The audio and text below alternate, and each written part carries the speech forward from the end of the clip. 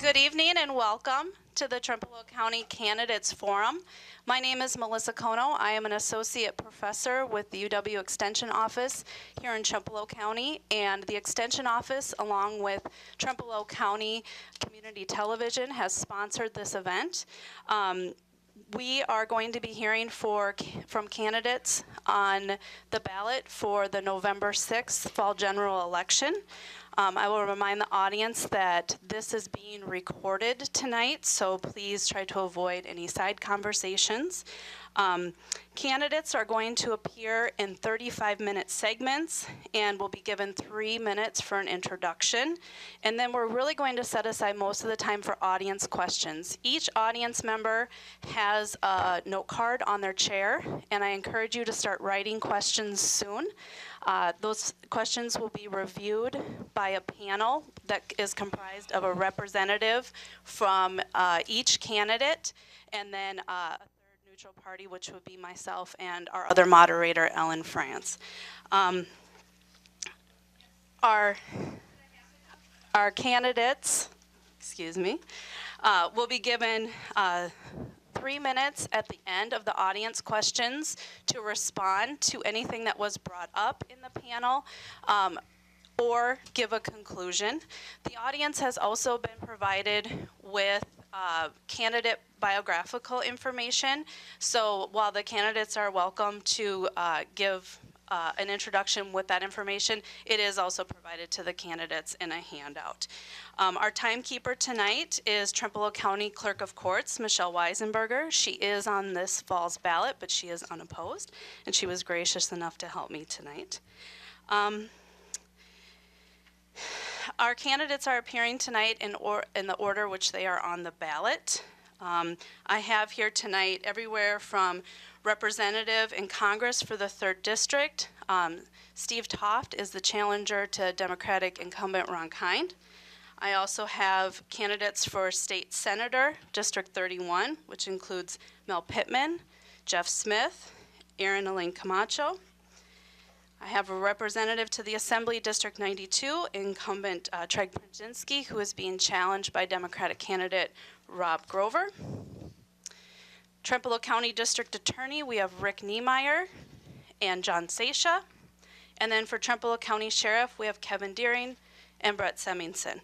So we will start with our first office, which is that of Representative in Congress for the 3rd District. That district covers most of western Wisconsin, from La Crosse all the way up to Eau Claire and then over to the Minnesota border. Democratic Ron Kind has represented the district since 1997, and he faces Republican challenger Steve Croft. We have been communicating with Ron Kind's campaign. He said he would be available, or he would be here tonight if he was available. About a week ago, he told us he would not be in attendance. We did ask that campaign for a video, and as of 4:30 tonight, we have not received one. So I will now give his challenger, Steve Toft, 3 minutes for an introduction. Okay, well, it's great to see everybody here tonight, and it's an honor and a privilege to be able to be here in my home county, Trempealeau County. I was born and raised on a farm between Osseo and Strum. Went to college in Eau Claire and joined the military shortly after graduation. You know, I wasn't really planning on making it a long career, but you know, it was a great life. I met my wife, Carla, who was also a soldier. She was an Army nurse, and she retired about 3 years ago, and now delivers babies at Mayo in Eau Claire. And I went back to farming.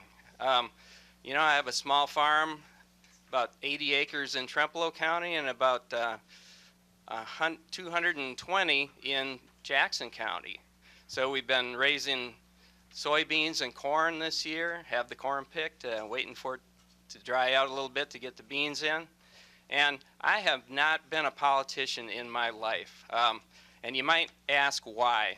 Why would somebody like me who has served my country all my life want to run for politics? You know, I've lived a life of honor and military values and fought for freedom all around the world. You know, led thousands of troops in peacetime and at war, You know, I was a retired colonel. I was a healthcare administrator, medical officer most of my career, and ran a large part of the military healthcare system. And it was you know, it was a big mission. We were responsible for all the healthcare on the West Coast to throughout the Pacific to Japan, Korea, and all the healthcare on ships. You know, about $1 billion worth of healthcare annually. So I know about healthcare. I know about farming. I'm a veteran, and I'm a military expert. You know, I was in the military 32 years, and I haven't run into many things in the military that I don't know about. So, you know, people thought that that kind of background is what we need, real experience to be able to represent this district and be able to and really be able to have a voice and a leadership role in Washington, something that we lack. You know, most of our elected representatives in Washington are lawyers. You know, nothing against the lawyers in the room, but you know, it's great to have one when you need one. But I don't think, and people universally say, we don't need to have all of our representatives be lawyers. We need people who have real experience and are going to get things done. So glad to be here tonight. Thank you, Stephen. Thank you for your service. I would encourage the audience members to submit questions. If you have a question for a certain candidate, please note that at the top of your card. Otherwise, we'll assume that the question is for all candidates. The first question that we have is submitted ahead of time, and it is involving public schools. So what specifically do you plan to do to support and protect public schools in our state? Well, we are lucky in this state that we have great public schools. You know, I was in the military for 32 years, and I lived 17 different places, and my kids went to many different schools.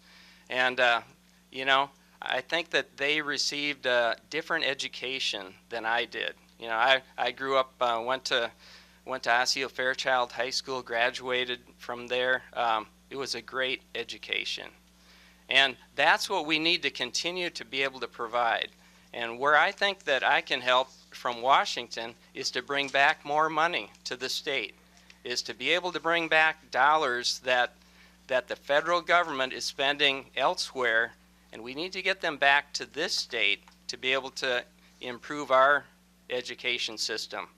Because, you know, as we all know, education costs money. We need to have excellent teachers that are appropriately paid. We need to have great facilities, and we need to have great curriculum.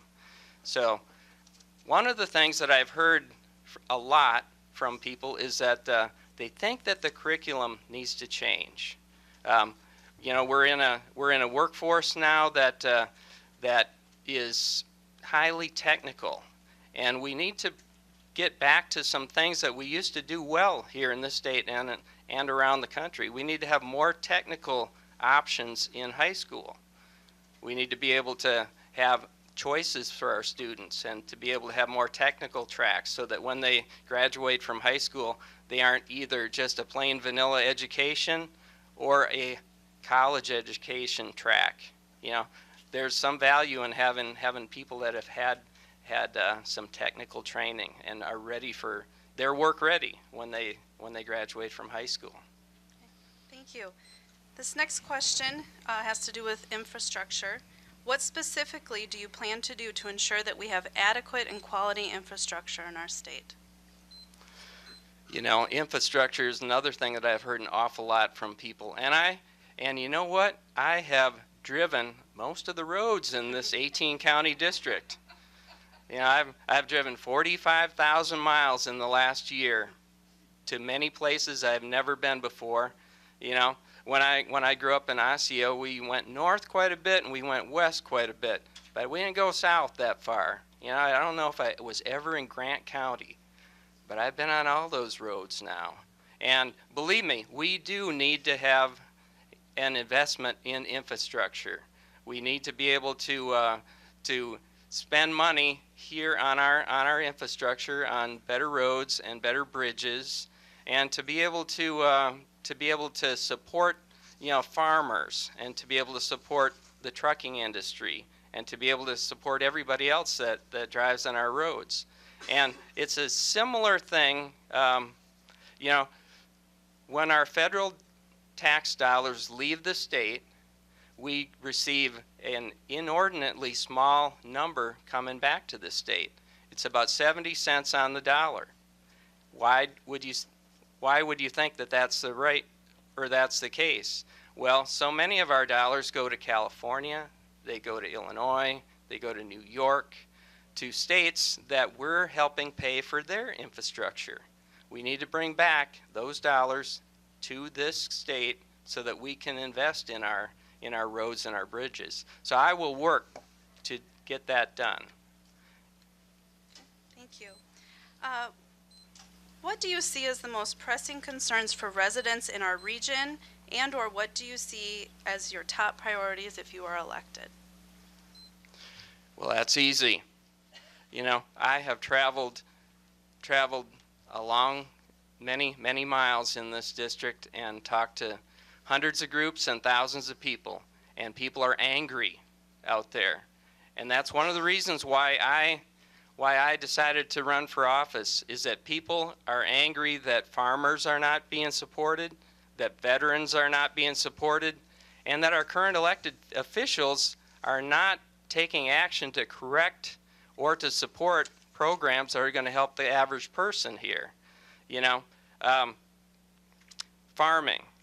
So there are 8 congressmen in this state. How many do you suppose have any agricultural or farming background? That's exactly right, none. Farming, agriculture is the #2 industry in this state, and it's the #1 industry in this district. And we need to have a voice on the Agriculture Committee. When do you suppose the last time we had somebody on the Agriculture Committee in Washington?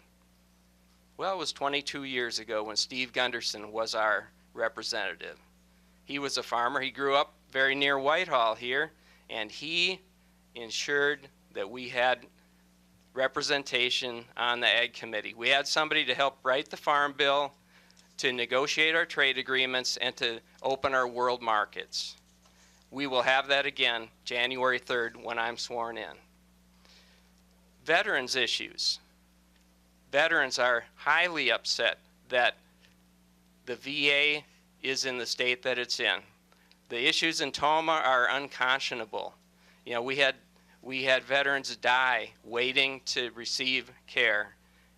We had veterans die of opioid overdose. And we've had veterans commit suicide without getting any treatment. And it's a problem throughout the country. It's not just Toma, but it's everywhere. We need to have somebody that understands health care, that is willing to go to bat, willing to work, willing to roll up his sleeves, and to fix an antiquated system that is 20 years behind our civilian hospitals. When you go to the VA for care, you know, there are some good people there, but they're not appropriately resourced, and they are so far behind the times. When I'm a disabled veteran, so I receive my care in the VA. So when I go to the VA, everything is done stubby pencil. They don't do anything electronically. They don't have an electronic health record. They have severe physician, nursing, and mental health professional shortages. I mean, all of that leads to bad outcomes. It leads to low quality health care. And I will work tirelessly to help fix that. Thank you, Steve. And I will remind the audience, too, that this is being recorded, so please hold comments. This next question is about healthcare, so you may continue on that. What are your thoughts on Medicare for All, otherwise known as government-run healthcare? Well, I just left a system of government-run healthcare, but it was on a much smaller scale, and we had a budget. We stuck to that budget, and we were able to provide health care. I don't think we can afford a government-run single-payer system. It's been estimated that it would cost $32 trillion to have a single-payer government-run health care system.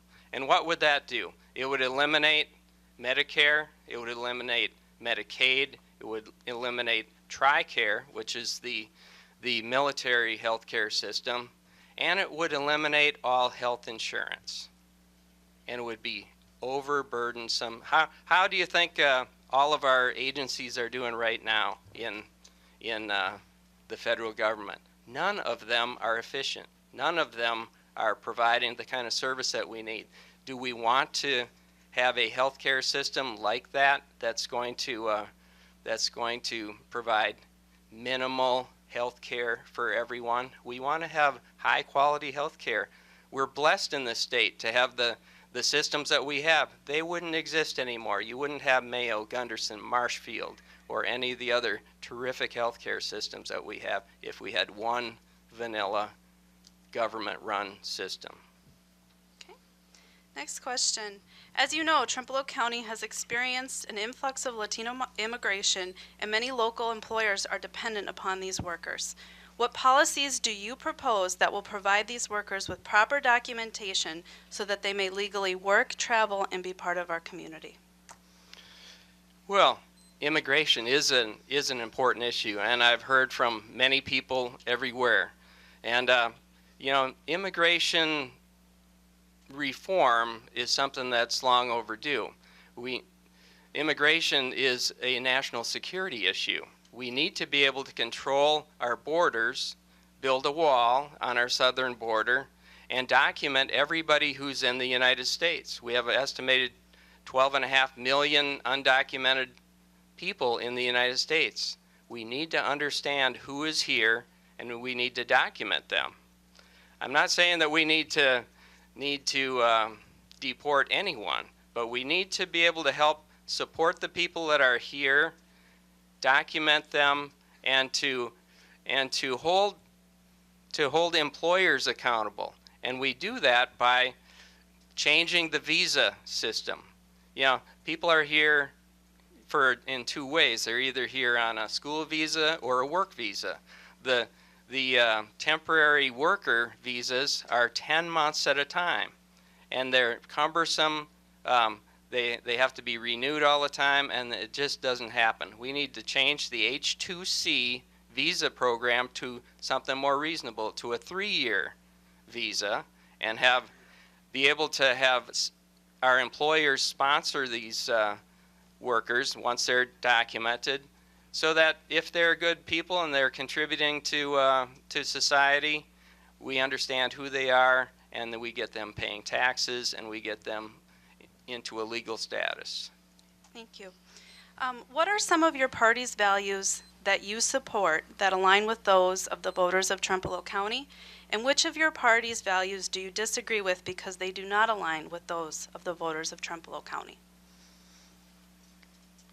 Well, I'm not sure that I understand what my party values are. I have values, and I have the values that I grew up with in a good Christian home, and the values that we live by in the military.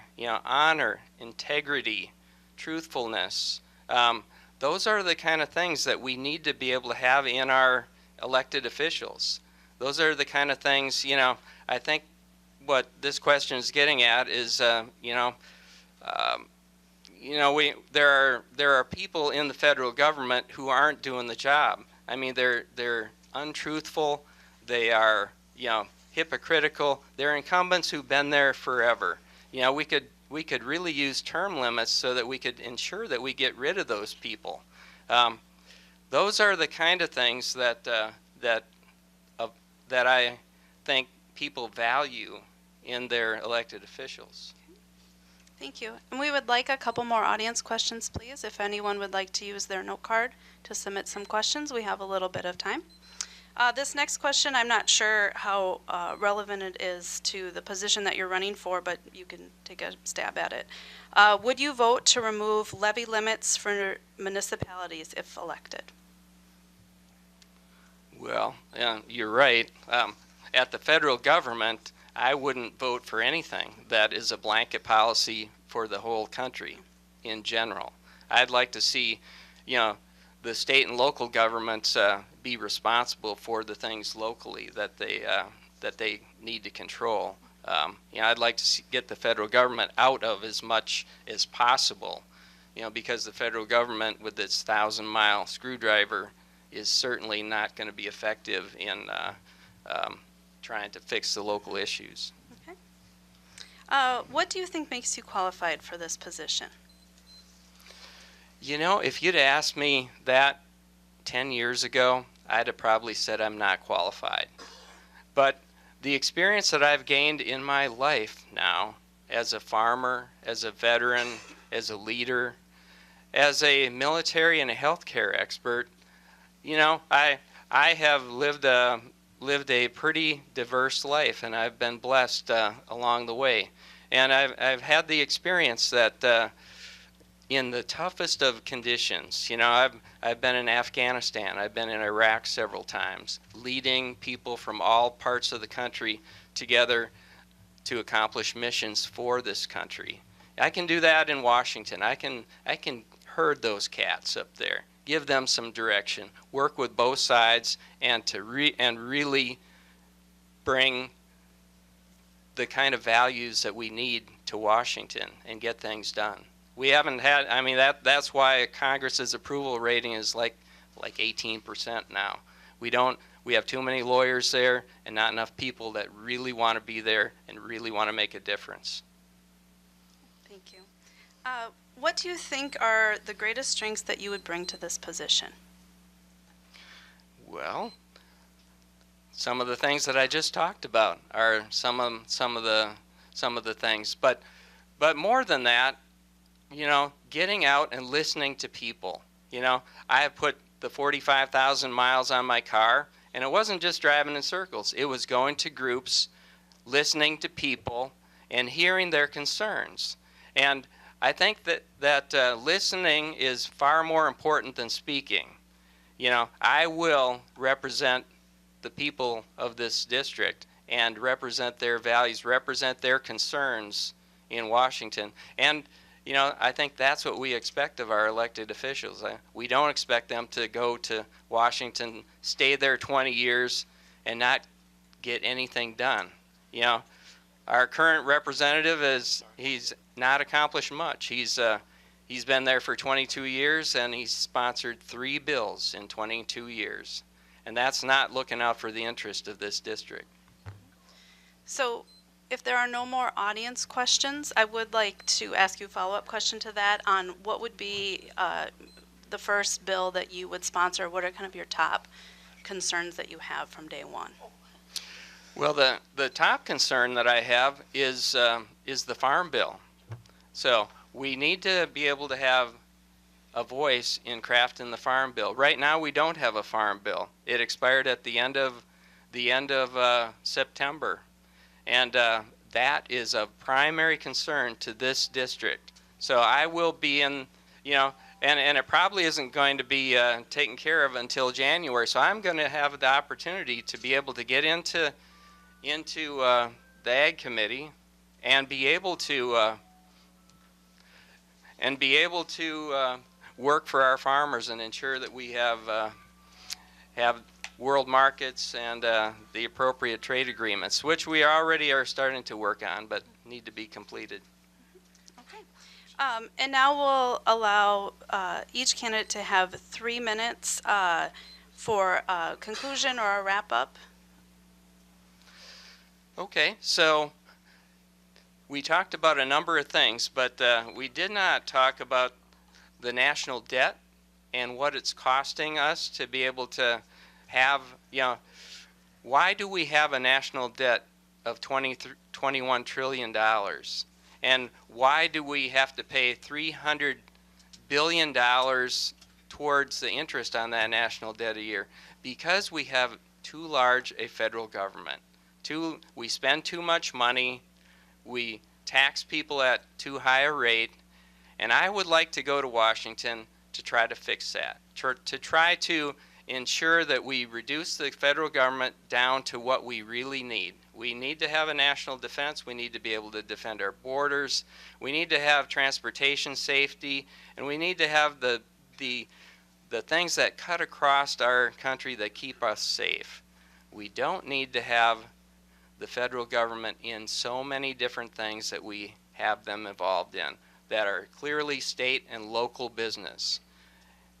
We have a great legislature here in Wisconsin that can take, and at the county's level, that can take care of the kind of things that we need to take care of locally. So we're spending money on things that we don't need to spend on. That is primarily the thing that I want to fix when I get to Washington. So it's been great to be here, and thank you for the opportunity. Thank you so much for being here. Next, we're going to move to the office for State Senator for District 31, and I'm going to turn it over to our moderator for the night. Ellen France has been an attorney with Johns, Flaherty, and Collins in La Crosse for more than 38 years and has been a member of La Crosse Area League of Women Voters for approximately 30 years. She's a past president of that organization, and she's currently on the board of directors again.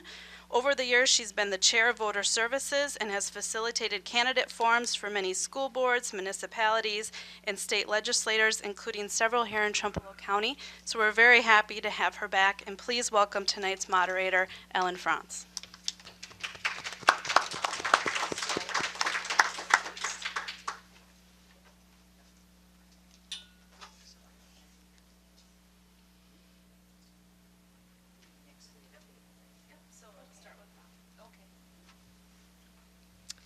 Just trying to get oriented. I, of course, share and will be voting in your race, but I can't vote anything else up here, so I'm not that familiar with the names, so bear with me. And are we going this way? We'll start with Mel. Down there. Okay, thank you. There we go. I could see the other two names from where I was sitting. So once again, the format will be the same. Do we have a timekeeper this evening? Thank you. 3-minute opening, and I keep track of, and just rotate opening. Next person gets the first question. Third person gets the second question. So we will get started then with Mel Pittman's opening statement. Okay. Thank you very much for the opportunity to be here this evening. My name is Mel Pittman. I'm a dairy farmer, and I live at Plum City, Wisconsin, just inside of Pierce County. My wife and I own and operate a 75-cow dairy. Right now I have a hired man that's doing quite a bit of the work with the livestock, so that frees my time up to do some campaigning.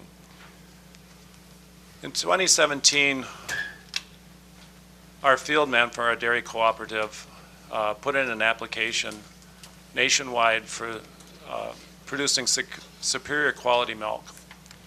And our farm was one of 46 last year in 2017 that was recognized for producing superior quality milk. They use a number of categories to work through the process, but I guess what I'm saying is we did an excellent job of producing high quality milk, and we do that because for two reasons. One, our goal has always been to produce high quality products for consumers.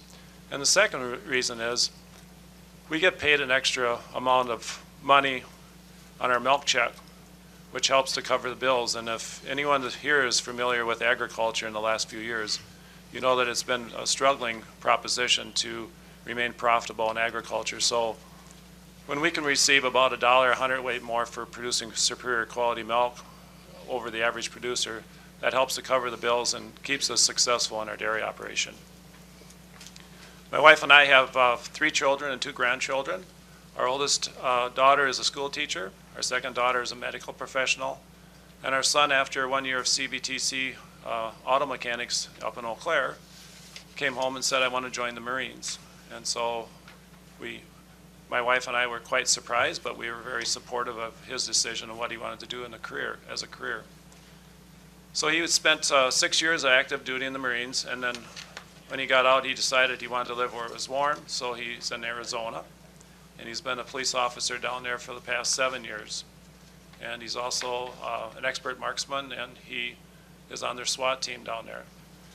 So I want to share that with you because I do understand some of the things that go on in our communities, both what's happening in the 31st Senate District, but also in other parts of our country, whether it's education, healthcare, and also, community service, whether, being a peace officer. So my wife and I have been daring for just over 40 years, and about 25 years ago, someone tapped me on the shoulder and asked me to get involved with my farm organization. It wasn't too long, and they elected me the president of the County Farm Bureau. And then it was my dairy co-op that was tapping me on the shoulder, wondering if I was interested in serving in that capacity. Thank you, Mr. Pittman. We'll have to make sure that we keep our time constraints or we won't get through. All right. Everybody will have at the end up to 3 minutes to do a closing and say anything they want to about what's happened before. So you can tell us more at that point if you Thank you. prefer to. I apologize, I wasn't watching the timekeeper. Okay, she's important Yes, She we is. all know that. for lots of reasons, I'm assuming. Yeah. So the next opening then comes from Jeff Smith. Oh, okay. I'm following the order on my list. Is that right? Okay, great. Thank you. Thank you all for being here. Thanks for letting me speak to you tonight. And that is the most well-used time board I've ever seen. Maybe we need to change that one. So, my background comes from being born and raised in the city of Eau Claire by a ordinary working class family. Had 6 siblings, and my father started a window cleaning business. And when I got out of high school, my father asked me and suggested that I stay with him. I have been working with my dad off and on weekends and evenings since I was 12 years old, so at making $1.50 an hour about that time, I had to think about that, but he did raise my pay a little bit so that I could justify that. So I did that. And when he chose to retire some years after that, I bought the business from him. About that same time, I also got married, and my wife and I have lived between Eau Claire and Mondovi in the town of Brunswick for the past 33 years, raised a couple of beautiful girls who I'd rather spend here and brag about my daughters rather than me, but this is tonight about running for office. I became chair of my town board there.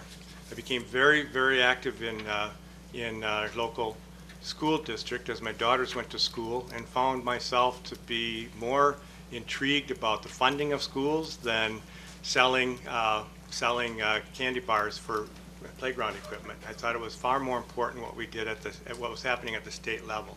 So school funding became very important to me, and I became even more political and became really concerned about the direction of our politics overall with campaign finance and all the things that all our government was being bought and paid for.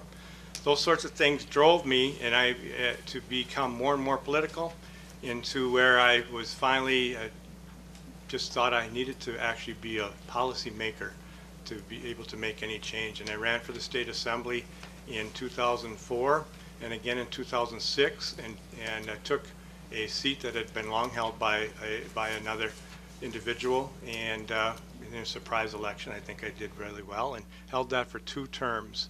And so since 2011, though, I've been very active within my community again as an activist, and here I am today with a Senate seat that's open, and I am running for this seat and hoping that I can convince you that I'm the right person for this job. Thank you. Do you prefer Aaron Elaine or just Aaron? Or Elaine? So I have Aaron Elaine Camacho because, as you can see on my name placard, it's AARON, so that people understand my identity and that I am a female. I do go by Aaron Elaine Camacho within the election. However, if you see me on the sidewalk, just shout Aaron and I'll answer to that too. So I'll shout Aaron. Okay. So Aaron, your opening, please. Thank you.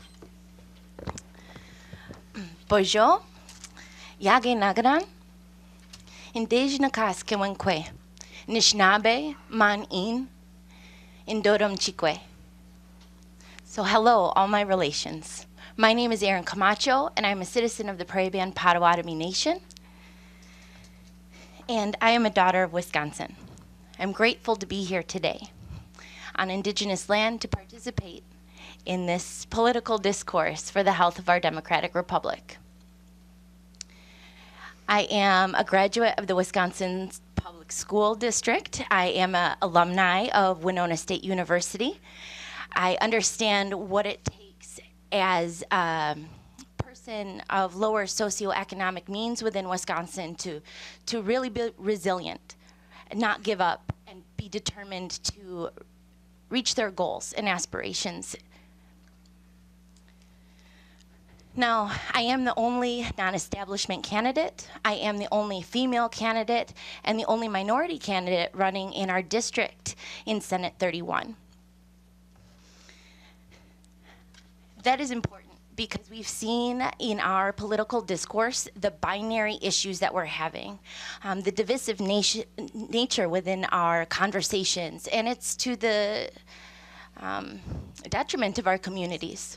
We aren't getting much done. We're spending more time arguing and pointing fingers than really figuring out how much we actually have in common rather than how much we have in our differences. Because really what we need in Wisconsin are our basic needs addressed. Now, I'm also a water protector, so I understand my responsibility not only to my community, but also the environment. It's my responsibility to run for office, to challenge the duopoly that perpetuates this divisive nature within our political dialogue. We deserve more than that in Wisconsin. We are more than that here in Wisconsin, especially in District 31, and we have the opportunity to vote in that direction. We are witnessing the duopoly do us in. We're watching it daily on the news. We must not stand idly by and allow this discourse to tear us apart from the inside. Some say the Republicans and Democrats are two wings of the same bird. Now that may or may not be the case, but when you look at the sky, birds fly in a flock, and our political nature needs to resemble a flock rather than one sole bird alone carrying the weight of our communities. Now I ask in November 6th that we gather our courage as Wisconsin citizens and vote beyond party lines and vote for the people, for our future generations, and also for the betterment of our communities. Thank you very much. Thank you, candidates, and we'll go to the first question now, and the question will go first to Jeff Smith. And the question is, and I understand you've been in office before at a different level, so at this point, would you tell us what have you done thus far in your career as a political career to support, protect public schools, and then what would you propose doing in the future should you be elected? Well, as a matter of fact, so my story really comes back to, and I always blame my wife. She's a public school teacher. A lot of people don't realize that as a public school teacher, you'll know teachers, if you're a parent or involved at all, will push very hard for parental involvement at every level. It's very important. But teachers themselves don't get the chance to be in their own children's classroom because they're in your children's classroom. And for that, my wife said, you know, and at the time I was building a business from a 2-man operation to 20 employees. And she said, you can continue to work for 12 or 14 hours a day until our children get to school. And when they do, you're going to volunteer. And that is really what changed my life, is because I took her word. I started volunteering in the schools. I did so much that people began to think I was actually a school board member when I wasn't. But I was very involved, always at school board meetings, PTA president. I was on the PTA state board, and so much so that the governor, Doyle at the time, appointed me to his task force on education policy, and got very familiar with the formula that is not working for us. And so that said, it moved me, again, like I said, into thinking the only way I'm going to change policy is to be one of the policy makers. And it has been a driving factor for me to continue to push for funding schools in a different way. It should not fall on property tax values. That's been the mistake of it all along. Local school districts have also been handcuffed with the school legislature, who thinks they should command from above, that these elected officials at the local level apparently can't protect their taxpayers, so they do it for them by saying they cannot raise enough revenues for their own school district. So I think that needs to change. I think that we have a school voucher system right now that has exploded onto this state that we're now asking our taxpayers to support 2 school districts, private and public. We can't afford to do that. So I would say that my whole career has been towards protecting public schools, making sure that my children and their children and next generations have the same opportunities those of us in this room have had with public education at all levels. And so when I was in the legislature, I was on a committee for public education, or K-12 education, and sponsored many bills to protect it at that level too. So that sort of lays the groundwork for where I am. Thank you. And Aaron, the question is a little bit different to you because you haven't had the opportunity yet to be in the legislature. So what specifically do you plan to do to support and protect public schools in our state? Well, thank you for the question. And as a graduate of our Wisconsin public school system, it is imperative that we support the system that we have in place to build our future minds, our future leadership, those who will take care of us as we age.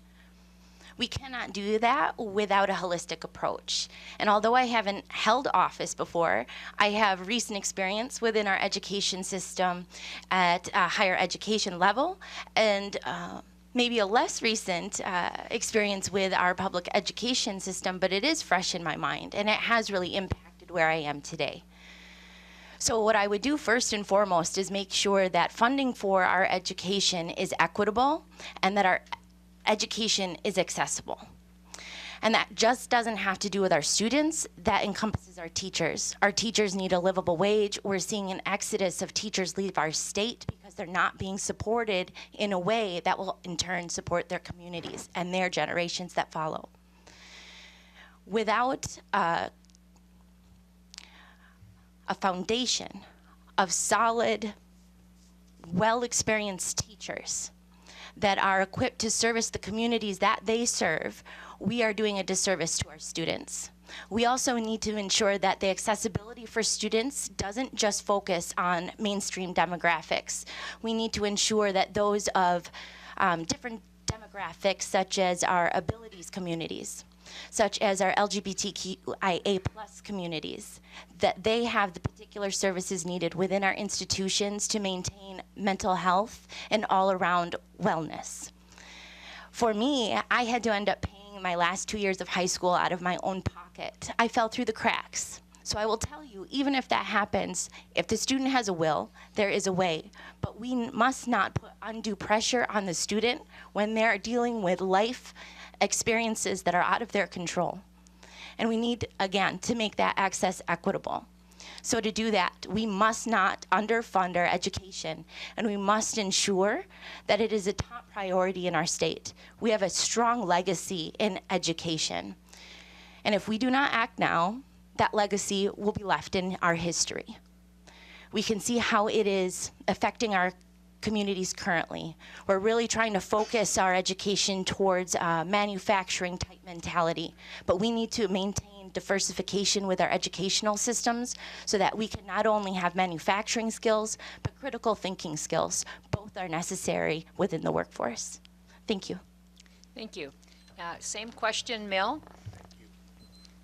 Could you repeat the question, please? Sure. What specifically do you plan to do to support and protect public schools in our state? Well, public schools are very important to educate our children, but I'm also a person that believes in school choice. And what I mean by that is I think that having some competition out there and choices available for parents so they can send their children to the school they think they can get the best education is important. Having a daughter that is a teacher, although not living in Wisconsin but in Minnesota, and seeing what happens out there in our schools and communities, school teachers are not overpaid by any means. They do deserve more compensation for what they do. But you know, it also gets to the point where not only are the teachers there trying to teach the students, they're there trying to do half the parents' job because our parents, a lot of parents aren't doing the job to take care of raising their children properly, teaching them discipline. So when the kids get in school, teachers have to deal with those problems also. I would support finding more money available for public schools because it's important that we continue to move forward. But I'd like to take a step back. A decade ago, when the education was short-funded, and the legislature and the governor were looking for funds, they took money from the Highway Trust Fund to compensate for education. And in 2008, we had a downturn in our economy. Things were struggling. And so we ended up borrowing money to try to fund some of the highway projects and infrastructure projects. And as we turned around and the control in Congress, or excuse me, control in the legislature and governor changed in 2010, some serious actions needed to be taken in order to stay with a balanced budget and correct some of the wrongs that had been going on. Now, I understand that people that are used to getting a salary or a wage, a steady wage, don't like it when their wages or benefits get changed or cut. But I can tell you as a farmer that that's something I live with every day and every year. I don't like it when it happens, but I guess I look at the bigger picture. What is their overall benefit? Sometimes we have to give a little bit so we can have a better environment, a better condition in our state. But that's why I'm supporting getting more money back in the classroom, because I think it's important that we can do that. The economic times that we have right now are better. We can afford to do it. Thank you. Thank you. And the next question goes first to Aaron. And the question is, we can call it a nice thing, infrastructure, which includes bridges and other things, but people really want to hear about roads. The roads we drive in, the roads that are problematic for many of us. How would you provide adequate funding going forward so that we can get back on track with getting our roads, our infrastructure in better shape? So this is a big one. I live in Buffalo County, and we have, especially with recent weather events we've seen in the past years, we have issues with our roads. And it's not because of the road conditions, it's what the weather does to the roads and the funds that are available to address the needed fixes, the needed repairs. A lot of times our local, like my town board, he was honest, right? He said he wanted to fix our road, wanted to fix our bridges, but he couldn't because his hands were tied due to levy restrictions. No available funds were there, although funds were there for other things. How frustrating would that be as a town board? We need to support our local economy, but in order to support them, we need the funding, right? So when it comes to funding, we look at how our transportation is funded now. Transportation overall is funded almost half by our vehicle registration, and again, almost half by our gas tax. To increase a gas tax on people who are part of our working class and our agricultural community with the, I would say the political environment at an international level is something that we cannot afford. We cannot afford that. I would say that we should look at car registration and figure out a more equitable way to do that. No car that is more efficient should be paying more than a car that is extremely less efficient. There needs to be an equitable approach. A flat rate isn't working anymore. And you'll see in 2003 when our registration really began to change, and we needed to keep up with our current times. When we look at other ways to increase funding for our roads, we look at where we've made increases in the past. One of those increases is in our rails system, our rail transportation tax. Now, when we look at that, it's important to tax that, but we also have to tax the transportation that endangers our community at a higher rate. We can't have bomb trains, fine particulate sand transportation. We can't have aero transportation, our planes, polluting our skies without paying a tax so that our communities can support each other in years to come. Now, I understand that taxes are a hard thing to swallow when we have such high costs of living now. However, we can't live in a fantasy world. So we have to find out what's equitable, where we can meet in the middle, and what we can do now to benefit not just 10 years from now, but also 20 years from now. And we need to do this in a way that others that follow us can follow in our footsteps, that's respectful, There should be no arguing, pointing of fingers, because in the end, these roads are our lifelines, our bloodline to our communities, not just for individuals like you and I, but for our economy and our agricultural community. So with that, again, I would not vote for a gas tax increase, but I would definitely look at more equitable ways to approach our car registration. Thank you. Same question, Mel? Thank you. I'm going to disagree with the previous speaker, Aaron. I can tell you that we need to have a multiple prong approach to finding more revenue. And I will support a small increase, less than 5% or less than 5 cents on fuel tax to get more dollars into the coffers, if that's what it takes. And agriculture does not get charged fuel tax, so the agriculture community, when we put it in our tractors and things like that, we do not pay fuel tax on those, so the impact on agriculture is going to be minimal unless we're hauling our products to a processing plant or an elevator, where then we're using the highways, and that's where we need to be paying when we're using highways. Vehicle registration has also come up.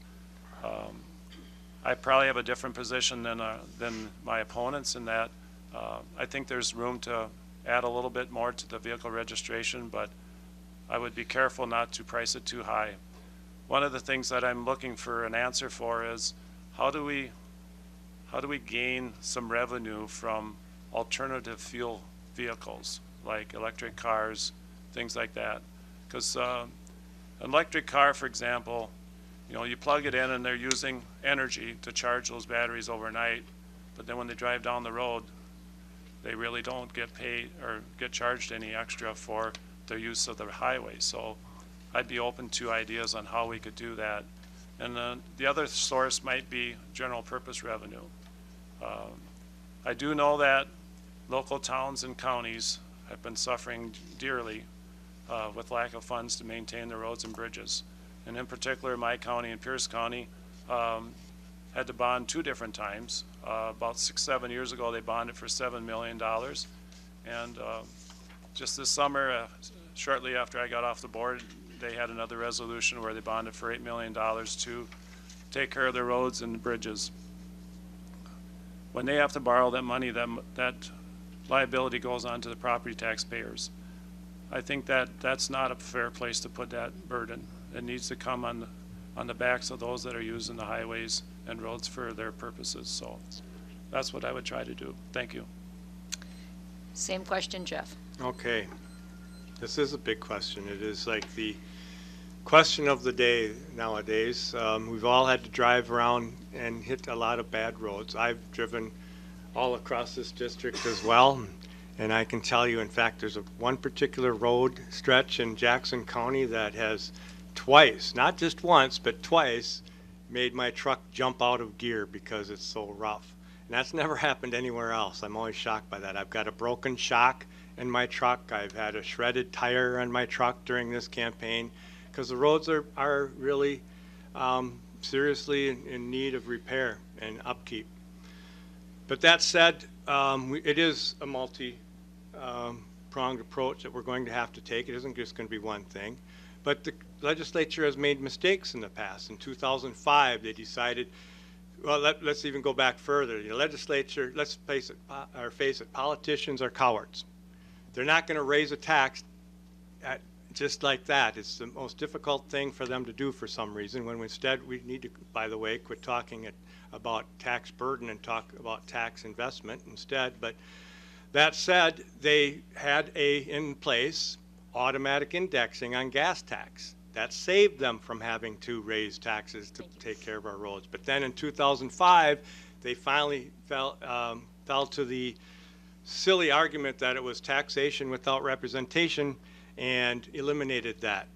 I'd say we need to get that back. We need to have the automatic indexing of gas tax. That would help, but it isn't the golden or the silver bullet, right? So I agree with car registration needs to be changed. I like the idea actually of a value-based registration. Someone who can afford to pay for a $50,000 car, for instance, on the road, can probably pay a lot more than someone who can only afford to pay a $1,500 car on the road to get to school or get to work. I think that's important possibility, and a lot of states do that. As a matter of fact, we actually have one of the lowest registration fees in the country here in Wisconsin. But that's also not the only answer. You know, we've just got to also give our local municipalities the freedom to raise revenues when they are elected by the same people state legislators are. They should be respected for that. And in fact, when it comes to sand mining, and you've got these huge sand trucks who are really causing a big part of the problem these days in western Wisconsin, we won't allow our local municipalities to get an extraction fee from them to help pay for those roads. Those are the sorts of things that we've got to open up, take the burden off our local municipalities, and our local elected officials have to have the freedom to be able to do that because they have to fix the roads. I'm a town official. That's like the most important thing they have. Thank you. The next question will go first to Mel, and the question is, what are your views of voter IDs as that world exists today? Good, bad? Would you make changes? And I'd also like you to address your position on redistricting, because that's going to happen in a few years again. So how would you suggest, if you're in power, that the legislature handle redistricting the next time around?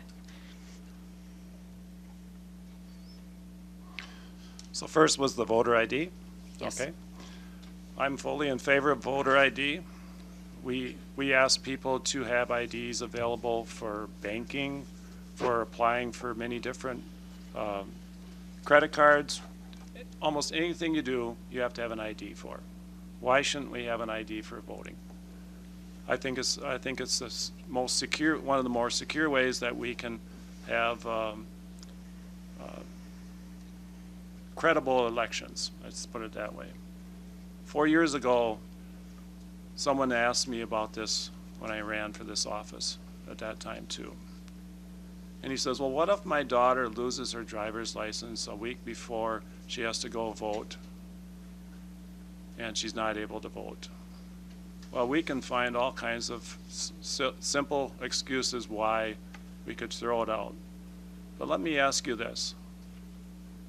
When someone comes in and they have multiple IDs, and I've heard of those things happening, why should we allow someone the opportunity to vote many times and discredit an election? There might be an instance where someone may not be able to vote, but I think the credibility is much more valid that we ask for the voter ID. I think it's the best way we can safeguard our elections. And then redistricting. Wisconsin's had their way for centuries. I'm not sure, but it's been in place a long time. And I've heard my opponent Jeff talk about there's an opportunity to change it last decade, and they chose not to, or he was unable to convince his colleagues to change it.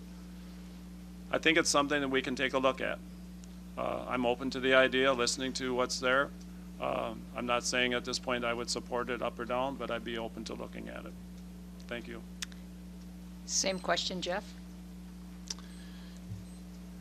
Well, so I was, when I was in the legislature for 2 terms, my second term I served as chair of elections and campaign reform. And I wrote a bill, authored a bill that I called the Voter Protection Act. And one of the things that those who were not particularly on the same side as me with voting for this bill wanted me to add in there was voter ID. I refused to do that. I refused to do that because voting is a right that our military have fought for, have died for all of our citizens who are eligible to vote, to be able to vote. And instead of voter ID, I think we need to have automatic voter registration so everyone is registered to vote. So everyone is not burdened with hurdles to have to go through to vote. It is absolutely false that there has been a serious issues with voter fraud. There's probably more issues with election fraud, which means there are possibly elections stolen from other ways, monkeying with our voting machines, rather than individual voters voting multiple times or people voting in the wrong places. If they vote at multiple times, it's usually, as clerks will tell you, a mistake because they voted early or absentee voted and then showed up at the poll and didn't realize, that, or forgot that they had voted. Silly things like that. And I'm talking like 8 or 10 instances over 1 billion votes that have been cast over the several decades in Wisconsin. And that's a fact. When it comes to gerrymandering, redistricting, gerrymandering is an issue, a serious issue, and now it's becoming even a greater issue because of technology that allows them to draw lines based on how people vote politically, and is a power play now. It has caused a huge problem in this country, so that democracy is now at risk. I think we have to have redistricting reform, so it's a nonpartisan and commission that draws those lines, sends it on to the legislature, let them vote on it, just like Iowa does and 13 other states do, and we can save democracy. I'm serious about that. We are at very great risk that we do not have democracy right now when we are allowing the people in power to choose the voters instead of the other way around. Thank you. Same question, Erin. This is an important topic. Our Supreme Court even weighed in on our voter ID laws throughout the nation very recently. And how they ruled in North Dakota was an atrocity because it disenfranchises people who have every right to vote. So voter ID laws are a slippery slope because then once we implement them, we can impose details, right? What type of address do they need on their voter ID or their ID? What is practical? Are P.O. boxes enough, or is a street address mandatory? And for those of lower socioeconomic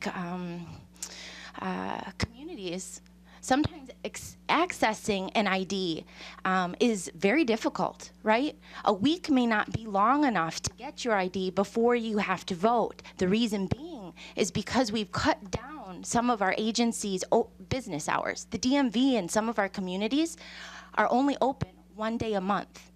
So if we are going to impose voter ID laws, we must ensure the agencies that support us accessing purchases of our IDs are supporting our community in a way that they can participate in our democratic republic in a healthy and equitable manner. What about the fees to our voter ID? What about those who are living on limited means? Do you have to choose between food and your ID to vote? As a leader of the free world in the United States, in the richest world in the country, we should not be doing that. And as an Indigenous person, I take particular concern with the decision in North Dakota. And Wisconsin has followed suit with North Dakota's rules to some extent. And we have a huge population in North Dakota of Indigenous people who didn't get the right to vote until 1924, who now are not able to vote, even though a good majority of them are veterans and have served at multiple levels within our society and government. So again, it's a slippery slope, and we must do what's equitable and what's healthy for our economy and our communities. And you're right, you need a bank or ID to bank, right? You need an ID to bank, but you don't need an ID to log on to your phone to bank, do you? So perhaps there's a more practical and less economically taxing method in order to do this. If we entrust our finances, right, our life savings with the technologies that we hold in our hands, why can we not ensure that the same methods that we've imposed there, right, won't work within our voting system? We need to be holistic in our approach, but voter ID laws disenfranchise. And let's get down to gerrymandering. It's inequitable, non-democratic, and a threat to our society. Thank you. The next question goes first to Jeff, and the question is, and I realize that the district is broader than just Trempealeau County, but this part of Wisconsin is much, I would say primarily, but a lot of rural communities. Why do you feel that you are the most qualified to address the issues of that population, and what do you believe the needs are? Kind of a big question, I apologize. Well, it is. You know what? I got something here. I think now is a good time to read this. Out of an article that I read just recently, someone sent to me, and so I'm going to read this here. It says, "Let's not let our rural communities just become places on a map. Let's empower them to get ahead and stay ahead. Let's build the capacity of rural communities so that they can attract new jobs and new residents. Let's strengthen opportunities, especially for young adults, so that they can run the family farm or start a business. And let's diversify rural economies to improve community resilience." And I think that is so appropriate that that rural Wisconsin and rural America is being left behind. Because the powers that be in this country, whether it be because of gerrymandering, whether it be because they disenfranchise voters through voter ID, and some of you may not believe that that is real. You may think that that's just in the movies, that people are corrupt. But corruption is there. Corruption is in politics. It's real. Corruption is about power, and power is for money. And the money is centralized in the big cities. It's why we are ignored, because we are not the big city. In the meantime, we don't have broadband access for so many of our residents in rural areas like western Wisconsin and in Trempealeau County, which is absolutely necessary for economic growth. It's absolutely necessary if you want your children and your grandchildren and generations after that to actually move back to the family farm, move back to the place they've lived for generations or grew up.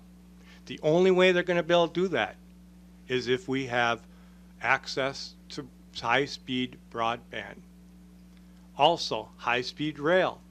We have a legislature and a governor who chose to throw back our money, our tax dollars that come out of Washington. I heard today that we need to get more of that money back into Wisconsin. Well, we got a legislature and a governor who decided that they didn't want that money. And it went somewhere else. It went and built that high-speed rail in California. It should have been built here. If you want western Wisconsin and Trempealeau County and all of our counties to survive and thrive, because who wouldn't want to live here? This is the most beautiful area in the country. I've driven it, you've driven it, it really is. People want, our next generations want to live here, and we've got to make sure we ensure that opportunity is there for them. Thank you. Same question, Erin. All right, this is a good question, because sometimes we feel like there's a disconnect between ourselves and the people that get elected to office. If we look at District 31, and the numbers are fairly similar in Trempealeau County, about half the population is male, half the population is female. So we need our representatives within our legislature to reflect that. Currently, as a whole, as a collective, our Wisconsin legislature does not reflect those demographics. And it's important that we diversify the conversation within Madison to ensure that no community, as we heard before, is left behind. And I would agree. When I came to rural Wisconsin over here in District 31 about 6 years ago, it was a culture shock because I came from an urban community. I was used to having all of these services done same day a week, and you almost take it for granted to some extent. But then when you move to the rural community, you don't realize that you're responsible for your own trash pickup. You don't realize you're responsible to take your recycling somewhere on a particular day because it's only open, the facility, once a week. So it's a really big change. And so you have to understand, within our district in particular, not just Trempealeau County, that there are diverse communities within our region. And we have to have somebody who can address both in an equitable way. We can't be bringing about the same ideas, right? And say that this is a cookie cutter idea that's going to fit everybody, because that's not practical. Each community has its own needs, and we have to be willing to listen. And that's what I'm good at. I'm good at listening. I've listened at every forum, and I would have to say that when we look at what qualifies us, I have a degree in higher education. That not having one shouldn't stop anyone from running for office, but it does strengthen my skill set at the table. I've also helped myself get through some very difficult life challenges. We can't have somebody in office that doesn't understand challenges that begin at a very young age due to lesser socioeconomic opportunities. And let's face it, in Trempealeau, Buffalo, Jackson, all of our counties in District 31, Pepin, Pierce, right? Poverty is an issue. So we have to understand what that means. What does poverty inflict on our communities, and what can we do to address it, to make sure that no community, urban or rural, is falling through the cracks, that no student, male or female, transgender, or another identity that they affiliate with is left behind. And so we need somebody with a multicultural background and a diverse scope, a wide scope, so that nobody is left in the corner unseen. And that's why I feel that I represent not just Trempealeau County, but our district in a fair way, in an equitable way, because not only do I have European ancestors that value this area, but I have indigenous roots. Thank you. Same question, Mel? Could you repeat the question one more time, please? I'll try. So the district is, as I understand it, and the questioner assumes primarily rural. Why do you feel that you are most qualified to address the needs of the population in the district, and what do you believe those needs to be? Well, thank you. That's a really good question. Having grew up in eastern Pierce County, we called that the Appalachia of Pierce County because on the western side, they are next to the Twin City metropolitan area. And so there is a diversity of what we see in Pierce County. And then it continues on east and south into Pepin, Buffalo, and Trempealeau, and Jackson. What I think is most important for our rural communities, it's a three-legged stool of businesses, families, and schools. If we're going to have people that can earn good incomes and live in our rural areas, we have to have some good businesses, strong businesses in our rural communities. And in order for that to happen, we need broadband out here so that they can be businesses of the 21st century. And in order for businesses to be out here, we need employees to work at those places. So we need families to live in these areas. These families are only going to live in these areas if broadband's available, once again, in these areas. If these families are living in our rural areas, then we're going to have schools that have children. We have to have all three together in order to have a thriving rural community. So when we talk about what it takes out here, we have to be careful that we don't overtax our people, overtax our businesses. We were enduring that a decade ago. Wisconsin's business climate was pretty rough. I think it was 44 out of all the states in the United States. Businesses were leaving, they weren't coming here. We've been able to bring some businesses back into Wisconsin. And a decade ago, we were talking about the brain drain in Wisconsin. Our young people getting educated, going through the university, and then they're leaving the state of Wisconsin for those good jobs somewhere else. If we can keep those good, strong businesses here, we can keep a lot of our young people here, keep our communities thriving. Those are what I think we need to do in our more rural parts of the 31st Senate District. To have businesses here, so we can have families here, so we can have schools here with our children, and keep our families happy and thriving. Thank you. Thank you. And we're going to move to the wrap-up, the closing statements. I've been asked to start with Jeff, so I'm going to start with Jeff, even though that's not quite what the order would be, but I'm sure we can all handle it. So, Jeff, would you give your closing, please? Okay. Well, again, appreciate the opportunity. I think this is important for democracy, that it's recorded. A lot more people get an opportunity to hear from their candidates and potential representatives to state government. And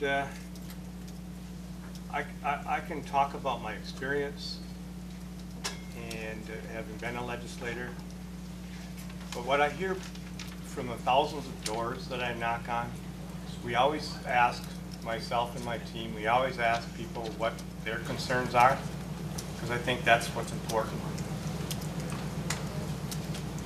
And sometimes people are taken, by surprise. I don't really have anything to tell you, and so we'll prod them a little bit and say, well, how's your health care? Do you have access to health care? What do you think about the roads? And many of the things we talked about here today is, schools. But once I get them talking, they always come to one thing that they feel is really frustrating them, and that is the partisanship, the bickering. They're frustrated. They see all these ads. It's all negative. And who's going to actually be the grown-up in the room and talk to the other side? And that's something that I can tell you that I actually was known for when I was in the legislature, and is what I've continued to do as someone who drives a truck, flips up my big sign out on the road, and asks anyone to stop and talk to me. But I did that in the legislature as well. As a chair of a committee, I made sure that when a bill was going to be introduced and was in my office, that I called and made appointments with the Republicans on my committee, because I wanted to get their opinions and their thoughts. And I didn't want to sneak up on anybody. That's the sort of thing that grown-ups do. We have a democracy, a two-party system. That was supposed to be, you get two ideas, two thoughts, with one goal in mind. And the goal should be about us. Should be us about people in this country and in this state. But we've lost that.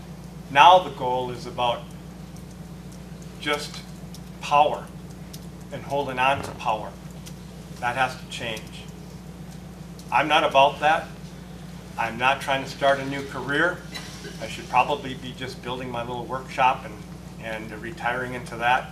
But I've got daughters, and hopefully someday they have families. And I am not going to be part of a generation that is responsible for taking away the opportunities that I had and the generation before me had for them. Right. Thank you. Your closing, Aaron?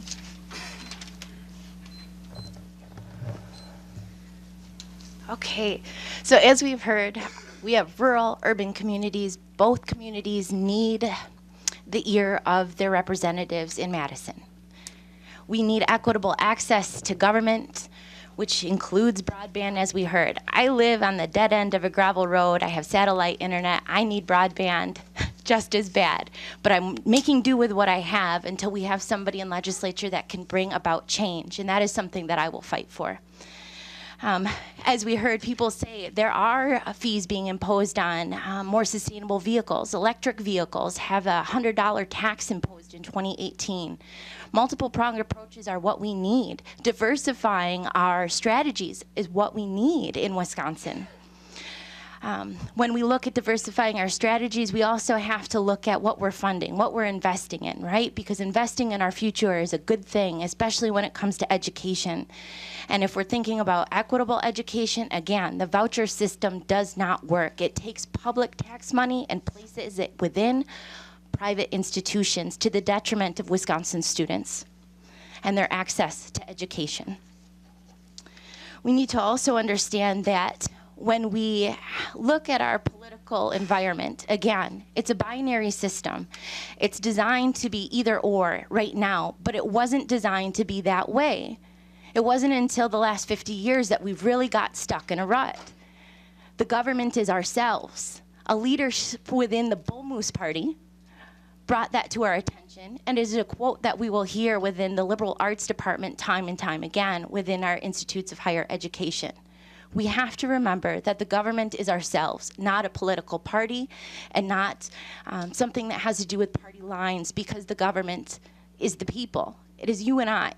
That is why I'm running, because I believe that this is not a career. We don't need career politicians. That's why we have limited terms. But we must do what we can while we can. Use our agency to stand up for our neighbors, our friends, our families, and those that we may not see within mainstream communities, much like our immigrant population, much like our Amish population, and oftentimes, much like our indigenous population. We are only as strong as the weakest group within our communities, and we have to remember that. We can't leave anyone behind when we're in Madison. We have to look at what is affecting our commons resources. Really, when it comes down to it, our basic needs to be protected. Our basic needs need to be protected. And when it comes down to it, our water. We're in the upper Midwest. We have a great responsibility to our water, our environment, and within the area I've been told is called God's country. We have an even greater responsibility because we have these hills. Thank you. Your closing, Mel? Okay, thank you. I wasn't able to quite finish, earlier. I just wanted to mention, I served 12 years on the county board in Pierce County. And during that time, I did step off for a 2-year period when I ran for the seat 4 years ago. And then even in county board, there's times when you have pretty serious disagreements with your supervisors. When there's an opportunity for me to be appointed back to the county board due to a vacancy 2 years ago, it was unanimous by the county board members to allow me to be appointed back on. And the reason I bring that up is because I work to get along. I work with others. I respect others. But I'm going to share something with you that I found really insulting about 8 years ago. A friend of mine came up to me and he says, "You have white privilege." I said, "What's that?"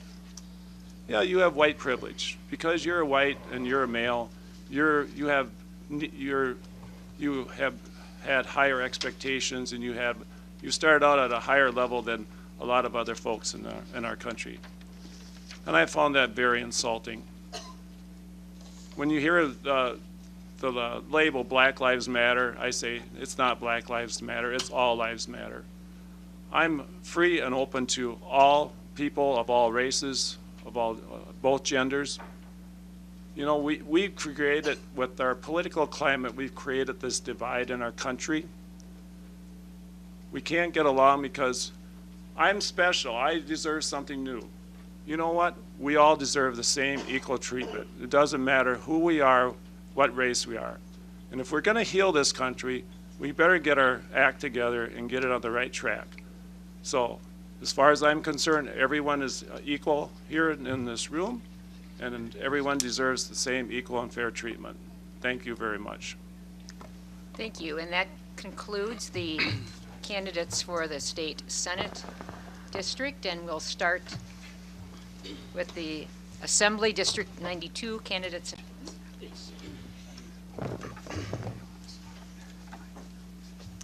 Okay.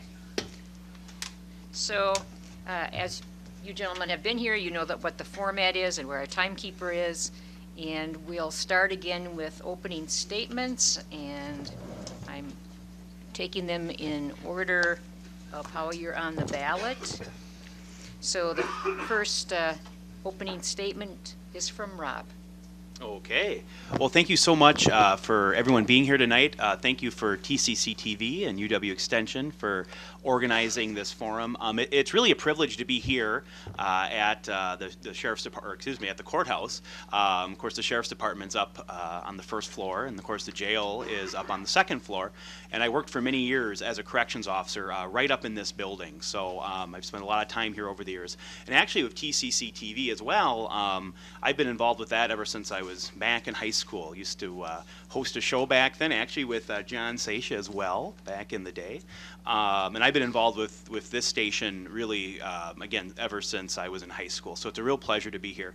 I actually hosted a forum when we had our judges election back in 2016. So I was in your shoes a little bit. So I'm just really passionate about rural Wisconsin, and that's why I'm running. I was born and raised right here in Trempealeau County on my family's farm right near Galesville. I'm actually the 5th generation to live on that farm. My great-great-grandfather came to Trempealeau County in 1852, found a little piece of land that he loved, settled there, and we've lived there ever since. So 166 years later, I'm the 5th generation to live on that farm. I went to public schools right here in the district, graduated from GET High School.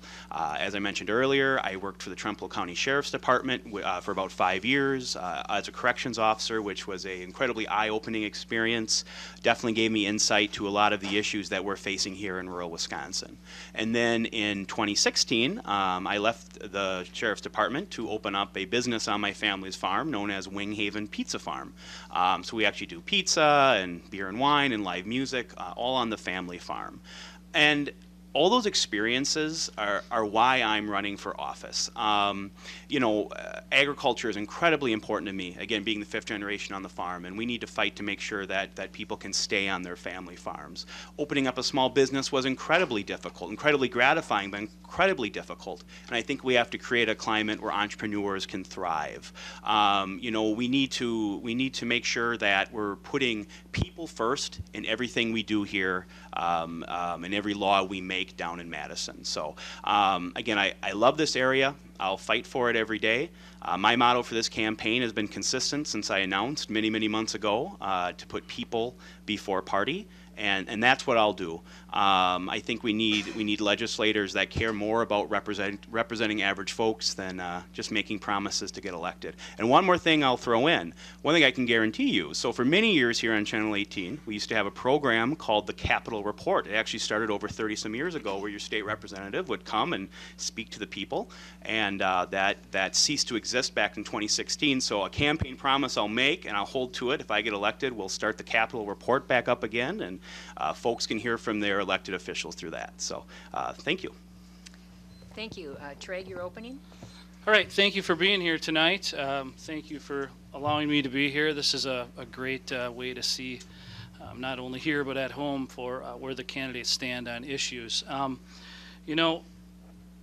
ran in 2016 in a district that I deeply care about. I have some deep family roots in this district, and almost every day someone says, "Hey, I know a Pronshinsky. How do you know this Pronshinsky?" And we've been here a long time, and it's been a great experience during the campaign. But I'm a husband. I've been married for almost 19 years. I have a daughter that's 13 years old, in 7th grade. She's at Mondovi Middle School, and it's great to see her grow and go through the changes into an adolescent to a young lady. I'm a business owner. I've been in residential construction for over 20 years. I've truly loved to be in that profession, building many houses, improving many people's homes.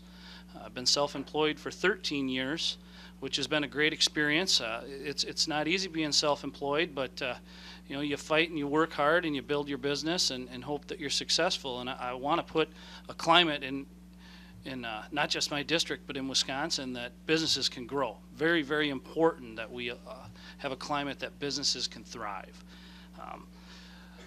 I've been a volunteer for a long time. A lot of you might recognize me as a Little League coach. I coached 7th and 8th graders for a long time, and the younger level before that. Traveled around many of the small communities, coaching baseball. It was great to see those kids excel, learn the lessons of winning and losing. Very important. I was a part of Big Brothers Big Sisters. Had a little brother, and that was a great experience to see how he interacted with myself and my wife as well. Took part of that. It was great, as well as junior achievement, getting into the classrooms and talking to the young kids and being engaged in your community. I think that's very important. I was a mayor for 4 years in the city of Mondovi. I have local government experience. I think that's very, very important for a state representative to have that experience. Being in Madison, when we're dealing with issues that affect local governments, we need to know what the other side of it is. And I've been a voice down there talking to colleagues on both sides of the aisle of the importance of local government, what's going on, and how it affects local government. My Madison record. When I went down in 2017, when I got sworn in, I wanted to bring good things back to the district. And I've done some great things. When you talk about the flood mitigation in Arcadia, we've brought millions of dollars. I helped secure millions of dollars to come to the city of Arcadia for the flood mitigation project. And that's going to help out a number of households and businesses, and it's going to allow Arcadia to thrive. It was very, very important. But anyway, thank you for having me. Thank you. The first question will go first to Treg, and the question is, because you've been in office and you're the incumbent, what specifically have you done to support and protect public schools in our state? Yeah, well, I was moving into that, but thank you for the question. When I went to Madison in 2017, education was a big discussion. I think I have 14 school districts in my district, and I listened to the superintendents and seen the issues that they had, and I was very proud when we passed the budget to increase $630+ million to K through 12. And that was a big deal. $200 the first year, $204 the second, and this last biennium. That's money right into the classroom, and that helps out. That helps a lot with some of the programs that we have to run in these small districts. When we talk about bus routes and not full buses, we have half full buses once in a while. We still have to have buses. We have to have cafeterias, sports programs. So that's a big shot in the arm. And also sparsity aid, helping out the lower funded schools. It affected a lot of districts, school districts in my assembly district. And I was very proud to support that. And moving forward, I plan to put as much money as we possibly can in schools to make our rural schools just as important as urban. And in your case, Rob, it's what will you do to support and protect public schools? You bet. So, you know, as I mentioned, I'm a proud product of Galesville at Trempealeau High School, and our rural schools are they're essential to us here in rural Wisconsin. You know, if you ask people around here how they identify people with the church they go to and the school district they belong to. So they're essential. You know, we have to look at long-term funding for our rural schools. When I'm talking to taxpayers at the door, I'm talking to school board members, I'm talking just to average folks in the community.